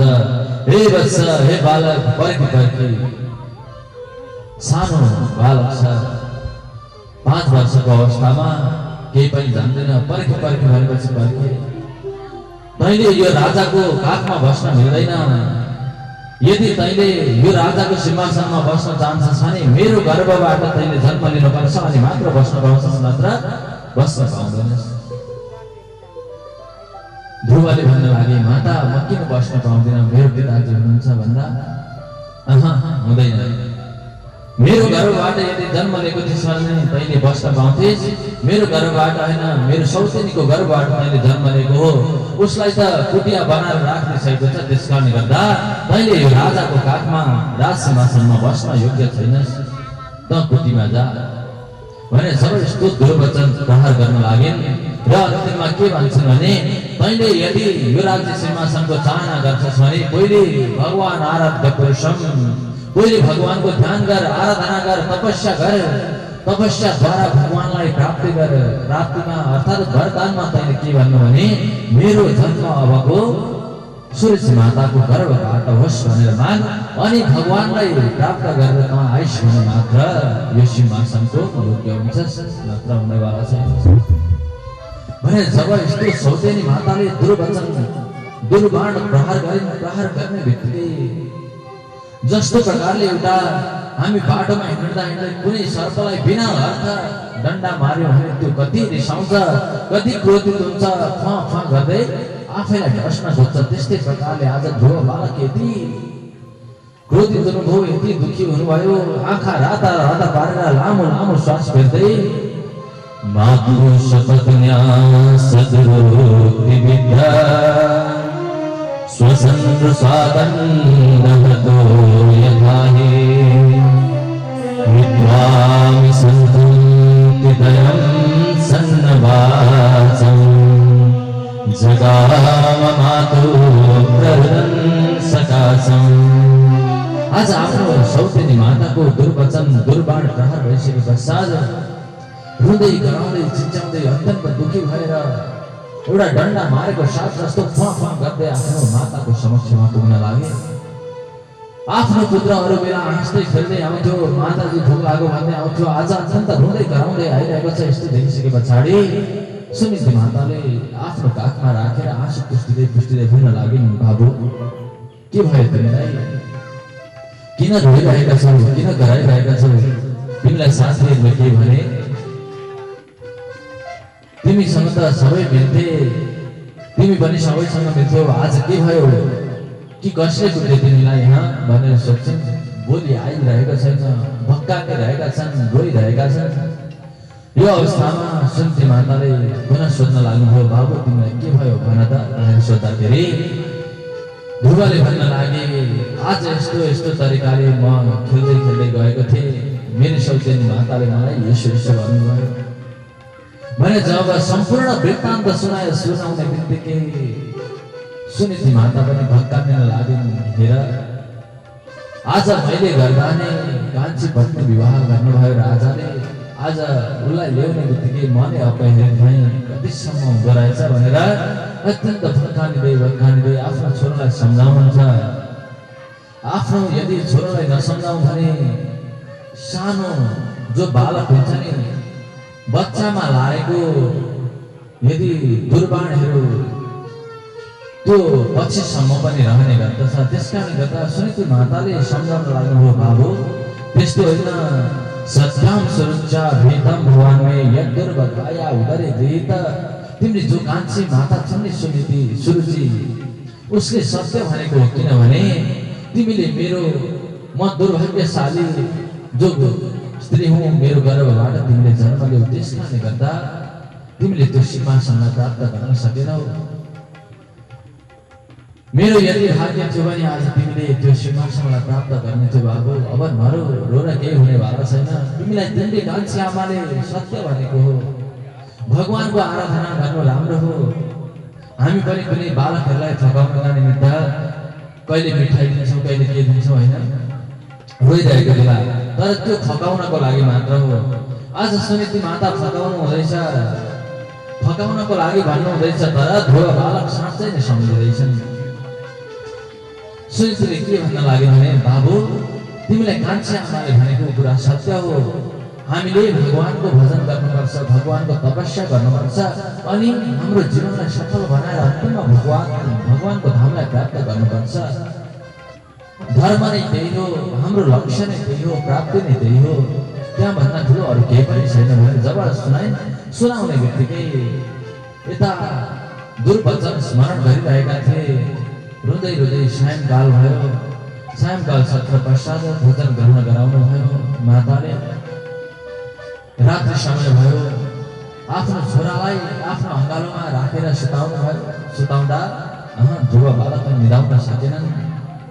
ननिदाइसके पछाडि जब रात्रि मध्यरात भयो, 12 बज्यो, ध्रुव बालकले विचार गर्न लागे, मलाई कान्छी आमाले पनि भगवानको तपस्या गर्नु भनेको छ, अनि सुनिति माताले पनि मलाई तपस्या गर्नु भनेको छ। मैले भगवानलाई कहाँ प्राप्त गर्छु? भगवान प्राप्त हुने ठाउँ कहाँ हो भनेर विचार गर्दै गर्दै जुरुक्क उठेर अब म भगवानलाई साँच्चै नै प्राप्त गर्छु भनेर आफ्नो माताको भावमा नतमस्तक गरे, प्रणाम गरेर एउटा धुप हाल्न लागे। ध्रुवले एउटा धुप हालेर त्योसँग प्रार्थना गर्छन्, हे देवी, जबसम्म म फर्केर आउँदिन तबसम्म तिमीले मेरी माताको रक्षा गर्नु भनेर आज ध्रुव बालकले दीप जलाउन लागे। कर्म साक्षी दीप नारायण भनेर हामी मान्ने गर्छौँ नि, त्यही ध्रुवले बालेदेखि कर्मको साक्षी भनेर हामी दीपलाई जलाउने गर्छौँ। ध्रुव पश्चात अब ध्रुवले जब बालेर दीपलाई प्रार्थना गरेर त्यत्तिकै वन प्रस्थान गर्न लागे। ध्रुव बालक वन प्रस्थान गरिसके पछाडि आफ्नो मातालाई छोड्दै उसले भगवानलाई प्राप्ति गर्नु थियो। नारदजी महामुनिले थाहा पाउनुभयो आज क्षत्रिय बालक एउटा आफ्नै माताको दुर्वचन दुर्बाण सहन गर्न सक्ने शक्ति नभएर अर्थात् क्षत्रिय धर्मको रक्षा गरेर ऊ वन प्रस्थान गर्दैछ। त्यसकारणले गर्दा अब उसलाई रक्षा गर्नुपर्छ, उसलाई केही ज्ञान दिनुपर्छ भनेर नारदजी महामुनि आउनुभयो स्वर्गलोकबाट नारायण नारायण भन्दै। एउटा साधुको रूपमा आउनु भएको छ र बीच बाटोमा बस्नुभयो।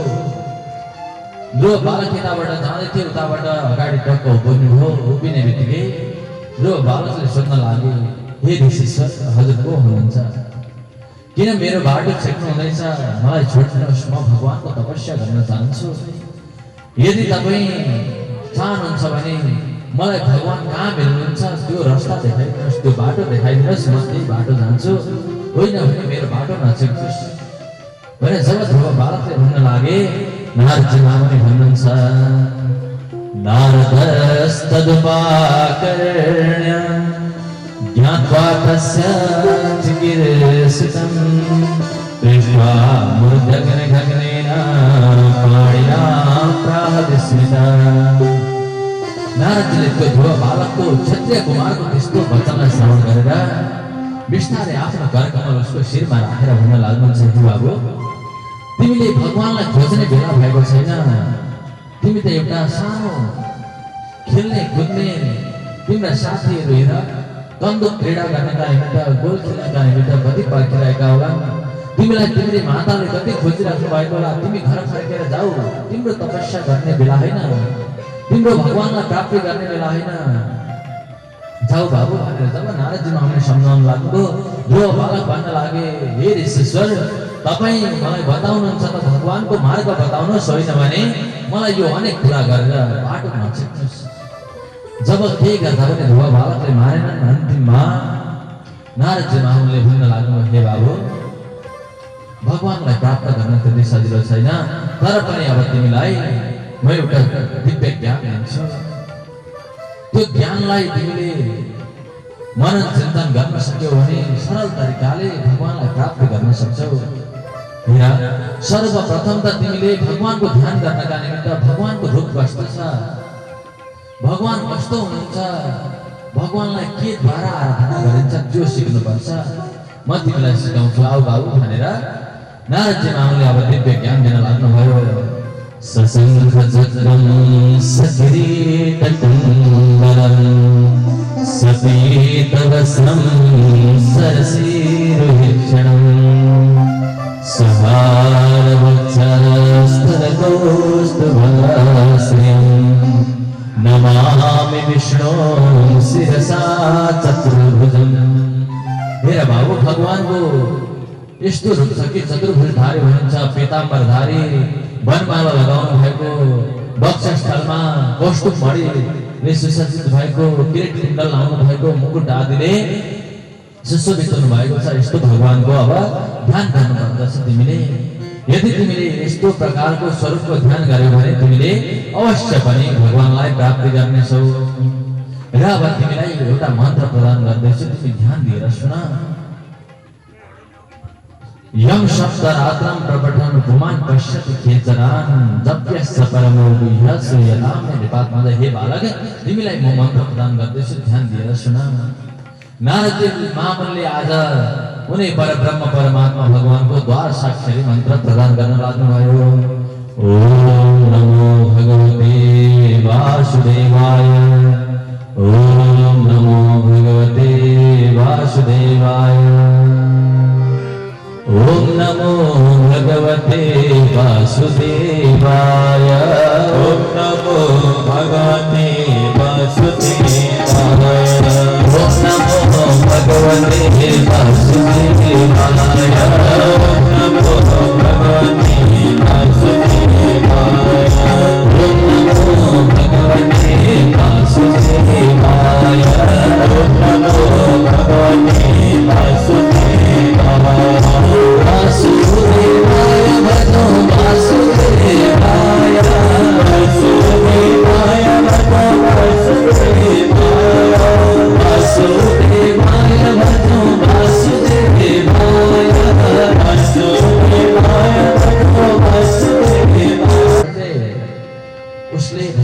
प्राप्ति गर्नु थियो।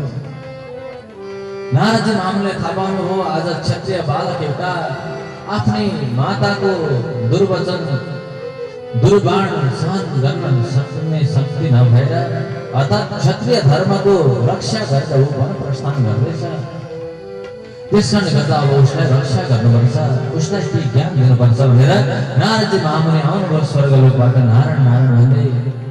एउटा साधुको रूपमा आउनु भएको छ र बीच बाटोमा बस्नुभयो। जो बालक यताबाट जाँदै थियो उताबाट अगाडि टक्क उभिनुभयो। उभिने बित्तिकै जो बालकले सोध्न लाग्यो, हे ऋषिश्वर हजुर को हुनुहुन्छ? किन मेरो बाटो छेक्नु हुँदैछ? मलाई छोड्नुहोस्, म भगवानको तपस्या गर्न चाहन्छु।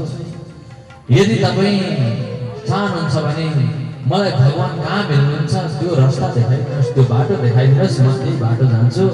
होइन भने मेरो बाटो नछेक्नुहोस् भने जब ध्रुव बालकले भन्न लागे, नारदजी महामुनि भन्नुहुन्छ, नारदस्तदुपाकर्ण्य ज्ञात्वा तस्य चिकीर्षितं दृष्ट्वा मूर्धगगनेन पाणिना प्राह विस्मितः। नारदजीले त्यो ध्रुव बालकको क्षत्रिय कुमारको त्यस्तो वचनलाई श्रवण गरेर बिस्तारै आफ्नो करकमल उसको शिरमा राखेर भन्न लाग्नुहुन्छ, हे बाबु तिमीले भगवानलाई खोज्ने बेला भएको छैन। तिमी त एउटा सानो खेल्ने कुद्ने तिम्रा साथीहरू हेर कन्दुक क्रीडा गर्नका निमित्त गोल खेल्नका निमित्त कति पर्खिरहेका होला। तिमीलाई तिम्रो माताले कति खोजिराख्नु भएको होला। तिमी घर फर्केर जाऊ, तिम्रो तपस्या गर्ने बेला होइन, तिम्रो भगवानलाई प्राप्ति गर्ने बेला होइन, जाऊ बाबु भनेर जब नारदजी महामुनिले सम्झाउन लाग्नुभयो, जो बालक भन्न लागे, हे ऋषिश्वर तपाईँ मलाई बताउनुहुन्छ त भगवानको मार्ग बताउनुहोस्, होइन भने मलाई यो अनेक कुरा गरेर बाटो नछेक्नुहोस्। जब केही गर्दा पनि ध्रुव बालकले मारेनन्। अन्तिममा नारदजी महामुनिले भन्न लाग्नु, हे बाबु भगवानलाई प्राप्त गर्न त्यति सजिलो छैन, तर पनि अब तिमीलाई म एउटा दिव्य ज्ञान दिन्छु।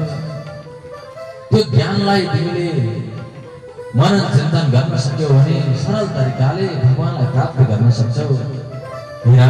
सर्वप्रथम त तिमीले भगवानको ध्यान गर्नका निमित्त भगवानको रूप कस्तो छ, भगवान कस्तो हुनुहुन्छ, भगवानलाई के द्वारा आराधना गरिन्छ त्यो सिक्नुपर्छ। म तिमीलाई सिकाउँछु, आऊ बाबु भनेर नारदजी महामुनिले अब दिव्य ज्ञान दिन लाग्नुभयो। सशङ्खचक्रं सकिरीटकुण्डलं सपीतवस्त्रं सरसीरुहीक्षणं सहारवक्षस्थलकौस्तुभश्रियं नमामि विष्णु शिरसा चतुर्भुजम्। मेरा बाबु भगवानको यस्तो रूप छ कि चतुर्भुजधारी हुनुहुन्छ, पीताम्बरधारी, वनमाला लगाउनु भएको, वक्षस्थलमा कौस्तुभ मणिले सुसज्जित भएको, किरीट कुण्डल लाउनु भएको, मुकुट आदिले सुशोभित हुनु भएको छ। यस्तो भगवानको अब ध्यान गर्नुपर्दछ तिमीले। यदि तिमीले यस्तो प्रकारको स्वरूपको ध्यान गर्यौ भने तिमीले अवश्य पनि भगवानलाई प्राप्ति गर्नेछौ। र अब तिमीलाई एउटा मन्त्र प्रदान गर्दैछु, तिमी ध्यान दिएर सुन। यम शब्द रात्रम प्रपठन पुमान पश्यति केचरान जप्यस्य परमो गुह्यस्य यदाम निपात्मद। हे बालक तिमीलाई म मन्त्र प्रदान गर्दैछु, ध्यान दिएर सुन। नारदजी महामुनिले आज उनी परब्रह्म परमात्मा भगवानको द्वार साक्षरी मन्त्र प्रदान गर्न लाग्नुभयो। ओम नमो भगवते वासुदेवाय, ओम नमो भगवते वासुदेवाय,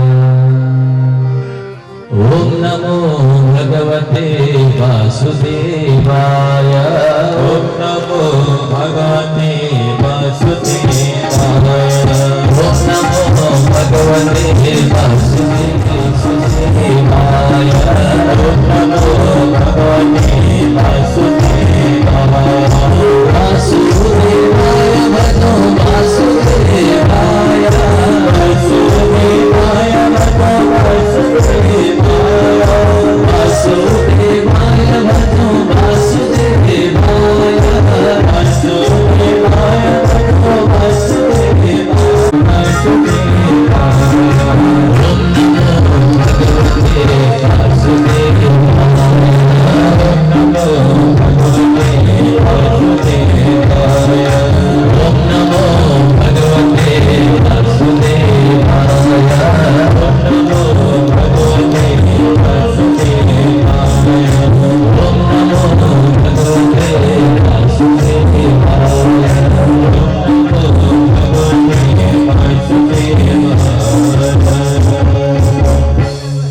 दिव्य द्वादशाक्षरी मन्त्र जब नारदजीले प्रदान गर्नुभयो, प्रदान गरिसके पश्चात अब यसलाई कस्तो प्रकारले जप्ने, कुन गएर जप्ने हुने जब विनाशनिवारक ततत्रयत्सामि भद्रं ते दुराकामपि सुप्रदा।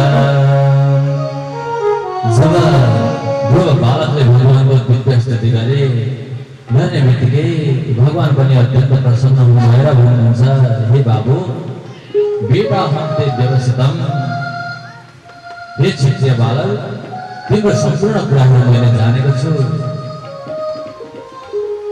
म तिमीलाई अब वरदान दिन्छु, यस्तो कि जहाँनिर ग्रह नक्षत्र तारागणहरूले तिम्रो परिक्रमा गर्नेछन् त्यस्तो दिव्य ठाउँलाई प्रदान गर्दैछु।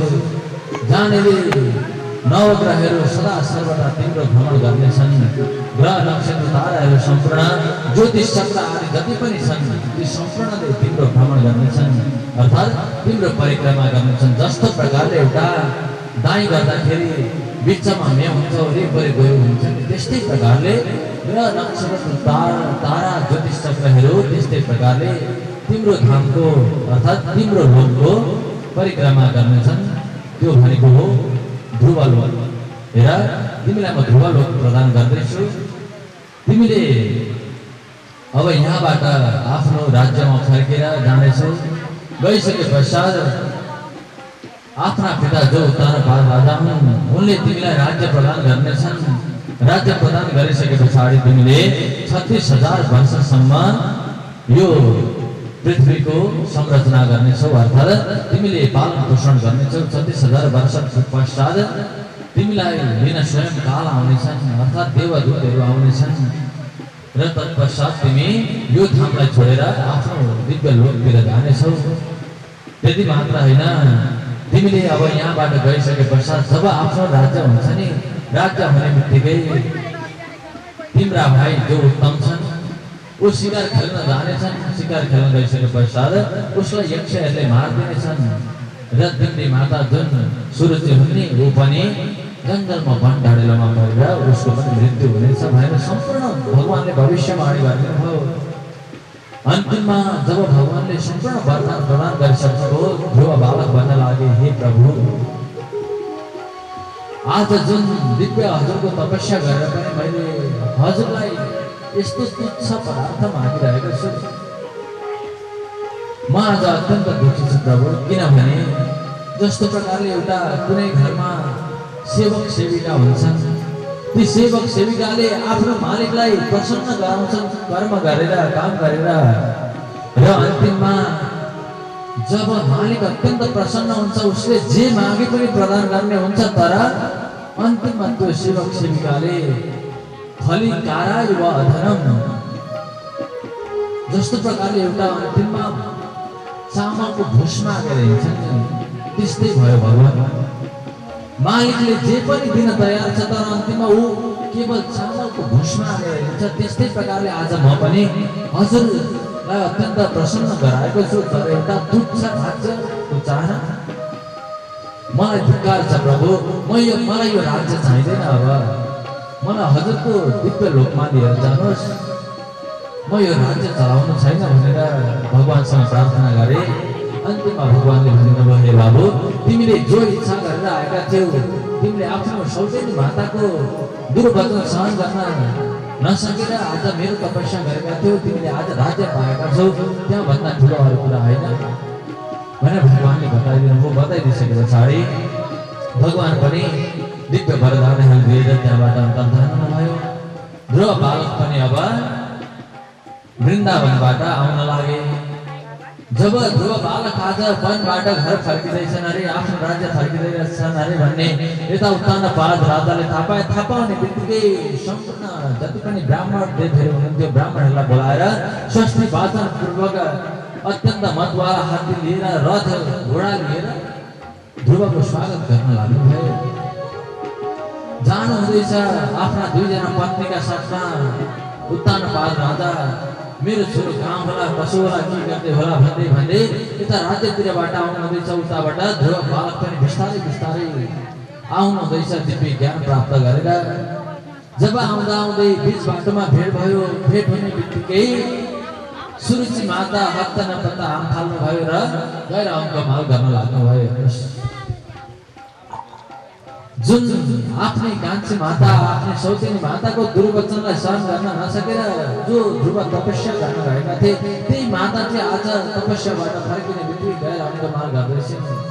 र ध्रुव बालकले पनि आएर सर्वप्रथम सुरुचि मातालाई पाउमा नतमस्तक गर्नुभयो, प्रणाम गर्नुभयो। यसको अर्थ के हो? जसले आफूलाई नराम्रो गरेको छ फर्किँदाखेरि उसैलाई भोग्नु पर्ने हो, त्यो कुरा होइन।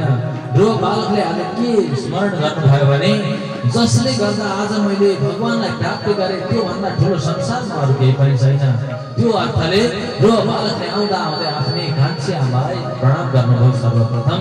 तत्पश्चात आफ्नो पिता उत्तानपादलाई अनि मात्र आफ्नो माता समक्ष गएर प्रणाम गर्नुभयो। आज सुरुचि माताले आफ्नो काखमा राखेर चुम्बन गर्न लाग्नुभयो। आफ्नो स्तनधाराद्वारा बालकलाई स्नान गराउनुभयो, अश्रुबिन्दुहरूद्वारा स्नान गराउन लाग्नुभयो। र त्यहाँबाट बिस्तारै बिस्तारै ब्राह्मणहरूलाई स्वस्ति वाचन गर्न लगाएर आफ्नो राज्यमा फर्किनुभयो। फर्किने बित्तिकै उत्तानपाद राजाले विचार गर्न लागे, म यस्तो वृद्ध भएको अब के राज्य सञ्चालन गर्न सक्छु? जसले भगवानलाई भर्खर प्राप्त गरेको छ उसैले राज्य गर्छ भनेर उत्तानपाद राजाले ध्रुवलाई राज्याभिषेक गरिदिनु भयो। धुमधामसँग राज्याभिषेक भयो। केही दिन पश्चातको कुरो हो। प्रजापतिर्दुहितरं शिशुमारस्य वै ध्रुवा उपयमे भ्रमिं नाम तत्सुतौ कल्पवत्सरो। जब राज्याभिषेक गरिदिनुभयो, गरिदिसके पछाडि यता शिशुमारकी छोरी भ्रमीसँग ध्रुवले विवाह गर्नुभयो, जसबाट दुईजना सन्तान प्राप्त भए कल्प र वत्सर। पछि गएर वायुकी पुत्री इलासँग पनि विवाह गर्नुभएको छ। उनीहरूबाट पनि उत्कल आदि गरिएका, उत्कल गय आदि गरिएका ध्रुवका पुत्रहरू छन्। र यता उत्तमले पनि विवाह नगरिकन जुन भगवानले पहिले वरदान दिनुभएको थियो नि, वरदान सँगसँगै विवाह गरे। यता ध्रुवका सन्तान भइसके पछाडि उत्तम अत्यन्त फर्किँदै फर्किँदै वन वनमा विचरण गर्न लागे। मृगको खोजीमा, शिकारको खोजीमा विचरण गर्न लागे। र यिनी अत्यन्त भड्किँदै भड्किँदै यक्षको नगरमा गएर शिकार खेल्न लागेछन् उत्तम। जब यक्षको नगरमा गएर आफ्नो धनुष चलाउन लागे, शिकार खेल्न लागे, यक्षहरू अत्यन्त क्रोधित भएर आएर उत्तमलाई चाहिँ गोविन्दाय नमः उद्धार गर्ने बित्तिकै यता सुरुचि माताले थाहा पाइन् कि मेरो पुत्र चाहिँ जङ्गलमा गएको, उतै यक्षहरूले मारे भन्ने थाहा पाएर ऊ वनमा खोजी गर्न गइन्। मेरो पुत्रलाई कहाँ भेट्छु भक्तवत्सल भगवान। जब आफ्नो भाइ र माताको उद्धार भयो हुने बित्तिकै ध्रुव महाराज यति क्रोधित हुनुभयो कि आज यक्षहरूलाई कसैलाई पनि छोड्दिन भनेर आफ्नो सेनाका साथमा यक्षहरूसँग युद्ध गर्न जानुभयो। गएर आफ्नो शङ्खलाई बजाउनुभयो। बजाउने बित्तिकै संसार काँप्न लाग्यो, यक्षहरू थरथर काँप्न लागे। तर पनि अस्त्र-शस्त्रहरूद्वारा युद्ध हुन लाग्यो। धनुर्विस्फुन जयन दिव्यम दुष्टान खेदमत्वन अस्त्रौघम वेदमन बाणेर ढानिकमिवानल। जस्तो प्रकारले सूर्यको उदय हुँदाखेरि अन्धकारको नष्ट हुन्छ, त्यस्तै प्रकारले जब ध्रुव बालकको बाण चल्ने बित्तिकै यक्षहरू सम्पूर्ण नष्ट हुन थाले। सम्पूर्ण यक्षहरूको नष्ट भएको देख्ने बित्तिकै मनमा आघात आएर सम्झाउन लाग्नुभयो, हे बाबु तिमीले यस्तो प्रकारको कर्म गर्नु हुँदैन, किनभने जुन तिम्रा भाइ उत्तमले त अनेक प्रकारले विघ्न गरेको थियो। उसले शिकार खेल्दाखेरि यक्षहरूको नगरमा आएर उत्पात मचाएको थियो, त्यसै कारणले उसलाई मारेका हुन्। तिम्रो कसैले पनि केही बिगारेको छैन। जसले आफ्नो केही बिगारेको हुँदैन त्यसलाई कहिले पनि यसरी व्यर्थ रूपमा हत्या गर्नु हुँदैन। हे बाबु तिमीले त दिव्य भगवानको तपस्या गरेर शक्ति प्राप्त गरेका छौ, वरदान प्राप्त गरेका छौ, तिमीले यस्तो कर्म गर्नु हुँदैन भनेर जब मनु महाराजले आएर सम्झाउने बित्तिकै ध्रुव बालक मान्न लागे। र अन्तिममा कुबेर आए। यक्षपति जो कुबेर हुन् उनले आएर ध्रुवसँग अत्यन्त प्रसन्न भएर भन्न लागे, हे बाबु वरदान माग, के माग्छौ तिमीबाट, म अत्यन्त प्रसन्न भएँ भन्ने बित्तिकै ध्रुवले आज अरू केही पनि मागेनन्, केवल भगवान प्रति मेरो सदा सर्वदा भक्ति रहोस्, मेरो भक्ति अझ अमर रहोस् भन्ने मागे।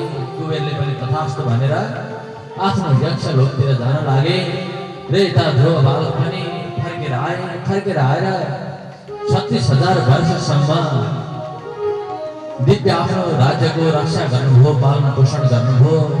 जब 36,000 वर्ष पूर्ण भइसके पश्चात देवदूतहरू विमान लिएर आए।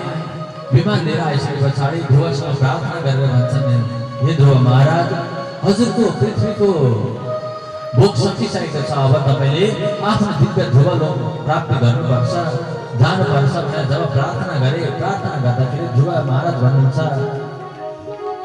हेर म एक्लै कसरी जान सक्छु, म एक्लै ध्रुवलोक जान्न, किनभने जसले मलाई यो संसारमा जन्म दिनुभयो मेरी मातालाई छोडेर म कसरी एक्लै जान सक्छु, मेरो मातालाई नलिरह म जाँदै जान्न भनेर जब भन्नुभयो भन्ने बित्तिकै अगाडिको विमानमा देखाइदिए, हेर्नुहोस् त माताजी अगाडिको विमानमा जानु हुँदैछ, हजुरलाई मात्र लिन आएका हौँ भनेर देखाइदिसके पछाडि जब रथमा अर्थात् विमानमा जब आफ्नो पाउ राख्न लाग्नु भएको थियो त्यतिखेर काल उपस्थित भइसके पछाडि अब के गर्ने, कालले भन्न लागे, हे ध्रुव महाराज, मलाई स्पर्श नगरे त कसैले पनि जान पाउँदैन भनिसके पश्चात कालको शिरमा आफ्नो पाउ राखेर विमानमा चढेर आज ध्रुवलोक प्राप्ति गर्नुभयो। भक्तवत्सल भगवानको जय हो। र यता उत्तानपाद राजा पनि वन प्रस्थान गरेर दिव्य भगवानको ध्यान गर्दै भजन गर्दै अन्तिममा उत्तम गतिलाई प्राप्त गरे। अगाडि गएर ध्रुवको वंशमा उत्कल आदि राजाहरू भए। उत्कल आदि राजाहरूले अश्वमेध आदि यज्ञ गरे। यिनै अश्वमेध यज्ञको प्रभावले गर्दा उनीहरूको राज्यमा कुनै पदार्थको कमी भएन, सारा प्रजाहरू पनि अत्यन्त सुखद स्वरूप बस्न लागे। अगाडि गएर यही वंशमा अङ्ग राजा हुनुभयो। अङ्ग राजा आफ्नो पितृ पितामहहरू जस्तै धर्मात्मा भन्नुभयो, आफ्नो प्रजाहरूलाई केही दुःख कष्ट नदिने। अङ्गस्वमेधं राजस्य राजहार महाक्रतुं राजगणदेवता तस्मिन् आहुता ब्रह्मवादिनी। जब अङ्ग राजा आफ्नो राज्य सञ्चालन गर्न लागे, अङ्ग राजाले अश्वमेध यज्ञ गरे, तर कोही पनि देवताहरू आएन। देवताहरू नआइसके पछाडि ब्राह्मणहरूलाई सोध्न लागे अङ्ग राजाले, मेरो यज्ञमा किन कुनै पनि देवताहरू आएर ढाल लिँदैन, यसको कुरा के हो? देवताहरू मेरो यज्ञमा नआउनुको कारण के हो? नागन्तत्याहुता देवा न गृह्णन्ति ग्रहाण्य सरसस्पतयो ब्रूत किं वद्यं मया कृतं। मैले अब के गर्नुपर्छ? देवतालाई बोलाउनका निमित्त भन्दा अङ्ग राजालाई पुत्रेष्टि यज्ञ गर्न लगाए ब्राह्मणहरूले। पुत्रेष्टि यज्ञ गरिसके पछाडि अङ्ग राजाको सन्तान स्वरूप बेनको जन्म भयो। बेनको जन्म हुने बित्तिकै त ऊ अत्यन्त दुष्ट स्वरूपलाई धारण गर्न लाग्यो। पुत्रेष्टि यज्ञ गरेर बेन प्राप्ति त भयो, तर उसले धर्म कमाउनुभन्दा अधर्मतिर बल गर्न लाग्यो। उसको कर्म नै अधर्म गर्नुभयो। यसरी गर्दै गइसके पछाडि जब अङ्ग राजाले सम्झाउन लागे आफ्नो पुत्रलाई, हे बेन, यसो गर्नु हुँदैन, तिमीले धर्म कमाउनुपर्छ, प्रजाहरूको रक्षा गर्नुपर्छ, अधर्म कहिले पनि गर्नु हुँदैन, कसैमा कुदृष्टि कुभावना गर्नु हुँदैन भनेर आफ्नो पुत्रलाई सम्झाउन लागे। अङ्ग राजाले सम्झाएको बेनले मान्न छोडिसके पछाडि जब यौवन अवस्थामा प्राप्त भए, अब त आफ्नो पितालाई नै कुट्न लागे बेन राजाले। जब यस्तो प्रकारको आफ्नो पुत्रको व्यवहार देखिसके पश्चात अङ्ग राजा अत्यन्त दुखी भएर एक दिन रात्रिकालीन समयमा नै आफ्नो राज्यलाई परित्याग गरेर वन प्रस्थान गर्नुभयो। जब अङ्ग राजाले आफ्नो राज्यलाई छोडिदिनु भयो, छोड्ने बित्तिकै बेनले उग्र स्वभाव लियो, आफै राजा बनो। राजा बनिसके पछाडि अगाडि गएर उसले अब जे भन्नु त्यही मान्नु पर्ने भयो। सम्पूर्ण प्रजाहरूलाई आज ढोल मदिरा पिचेर भन्न लाग्यो, न यष्टव्यम न दातव्यम न होतव्यम धर्मम भेरी घोषेण सर्वसा। आजदेखि उता जो म राजा भए, म राजा भइसके पछाडि कसैले पनि यज्ञ आदि कर्म गर्दैन, कसैले भगवानको पूजा गर्दैन।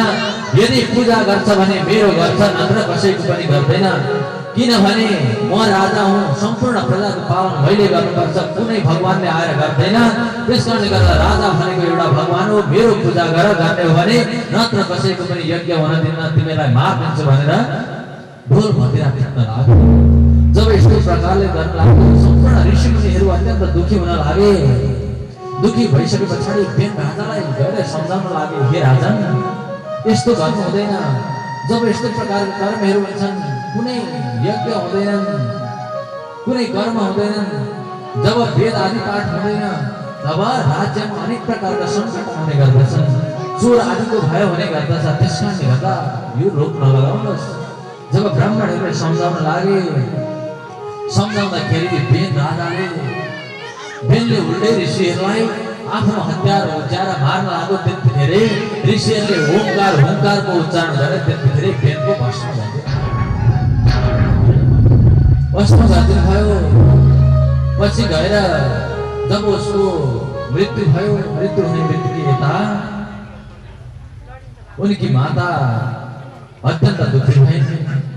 दुखी भइसके पश्चात अब के गर्ने? बेन राजाको शरीरलाई लगेर तेलमा डुबाएर राखिन्। तेलमा डुबाएर राखिसके पश्चात जब यता आफ्नो देशमा जब राजा भएन, राजा नभइसके पछाडि अनेक प्रकारका चोर डाकुहरू बढ्न लागे। जताततै चोर हत्या हिंसा बढ्न लाग्यो। कसैले केही गर्न सकेन। ऋषिहरू अत्यन्त छटपटाउन लाग्नुभयो, अब के गर्ने? हामीले यज्ञ गरेको पनि सफल भइरहेको छैन भनेर जब अनेक प्रकारका कुरा हुन लाग्यो। अन्तिममा गएर ऋषिहरू सम्पूर्ण प्रजाहरू मिलेर आज त्यही बेनको शरीरलाई मन्थन गर्न लाग्नुभयो।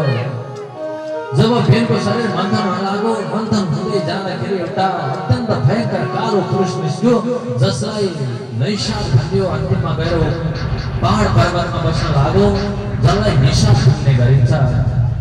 र अगाडि बढ्दै जाँदाखेरि फेरि त्यो बेनको शरीरलाई मन्थन गर्नु ऋषिहरूले मन्थन गर्दै जाँदा त्यहाँबाट स्त्री र पुरुषको प्रकट भयो, जसमा हेश विष्णु भगवत कला भुवन पालिनी प्रियं च लक्ष्मी सम्भूति पुरुषस्य न पाइने। आज पुरुषमा साक्षात् विष्णु भगवान पृथ्वी रूपमा आउनु भएको छ। लक्ष्मी माता आज अर्ची नामले प्रकट हुनु भएको छ। पृथ्वी महाराज र अर्चीको जब प्राकट्य भयो, प्राकट्य हुने बित्तिकै सारा संसारमा शान्ति छाउन लाग्यो। छाइसके पश्चात सम्पूर्ण शुद्ध मागत बन्दै जानेहरू आएर पृथ्वी महाराज र अर्ची महारानीको दिव्य गुणगान गाउन लागे। भक्तवत्सल भगवानको सकेत भगवान सेवा गरला, सकेत भगवान सेवा गरला, सके भगवान चरण करुणा, सके भगवान चरण करुणा, सके भगवान सेवा गरला, सके भगवान सेवा गरला, सके भगवान चरण करुणा, सके भगवान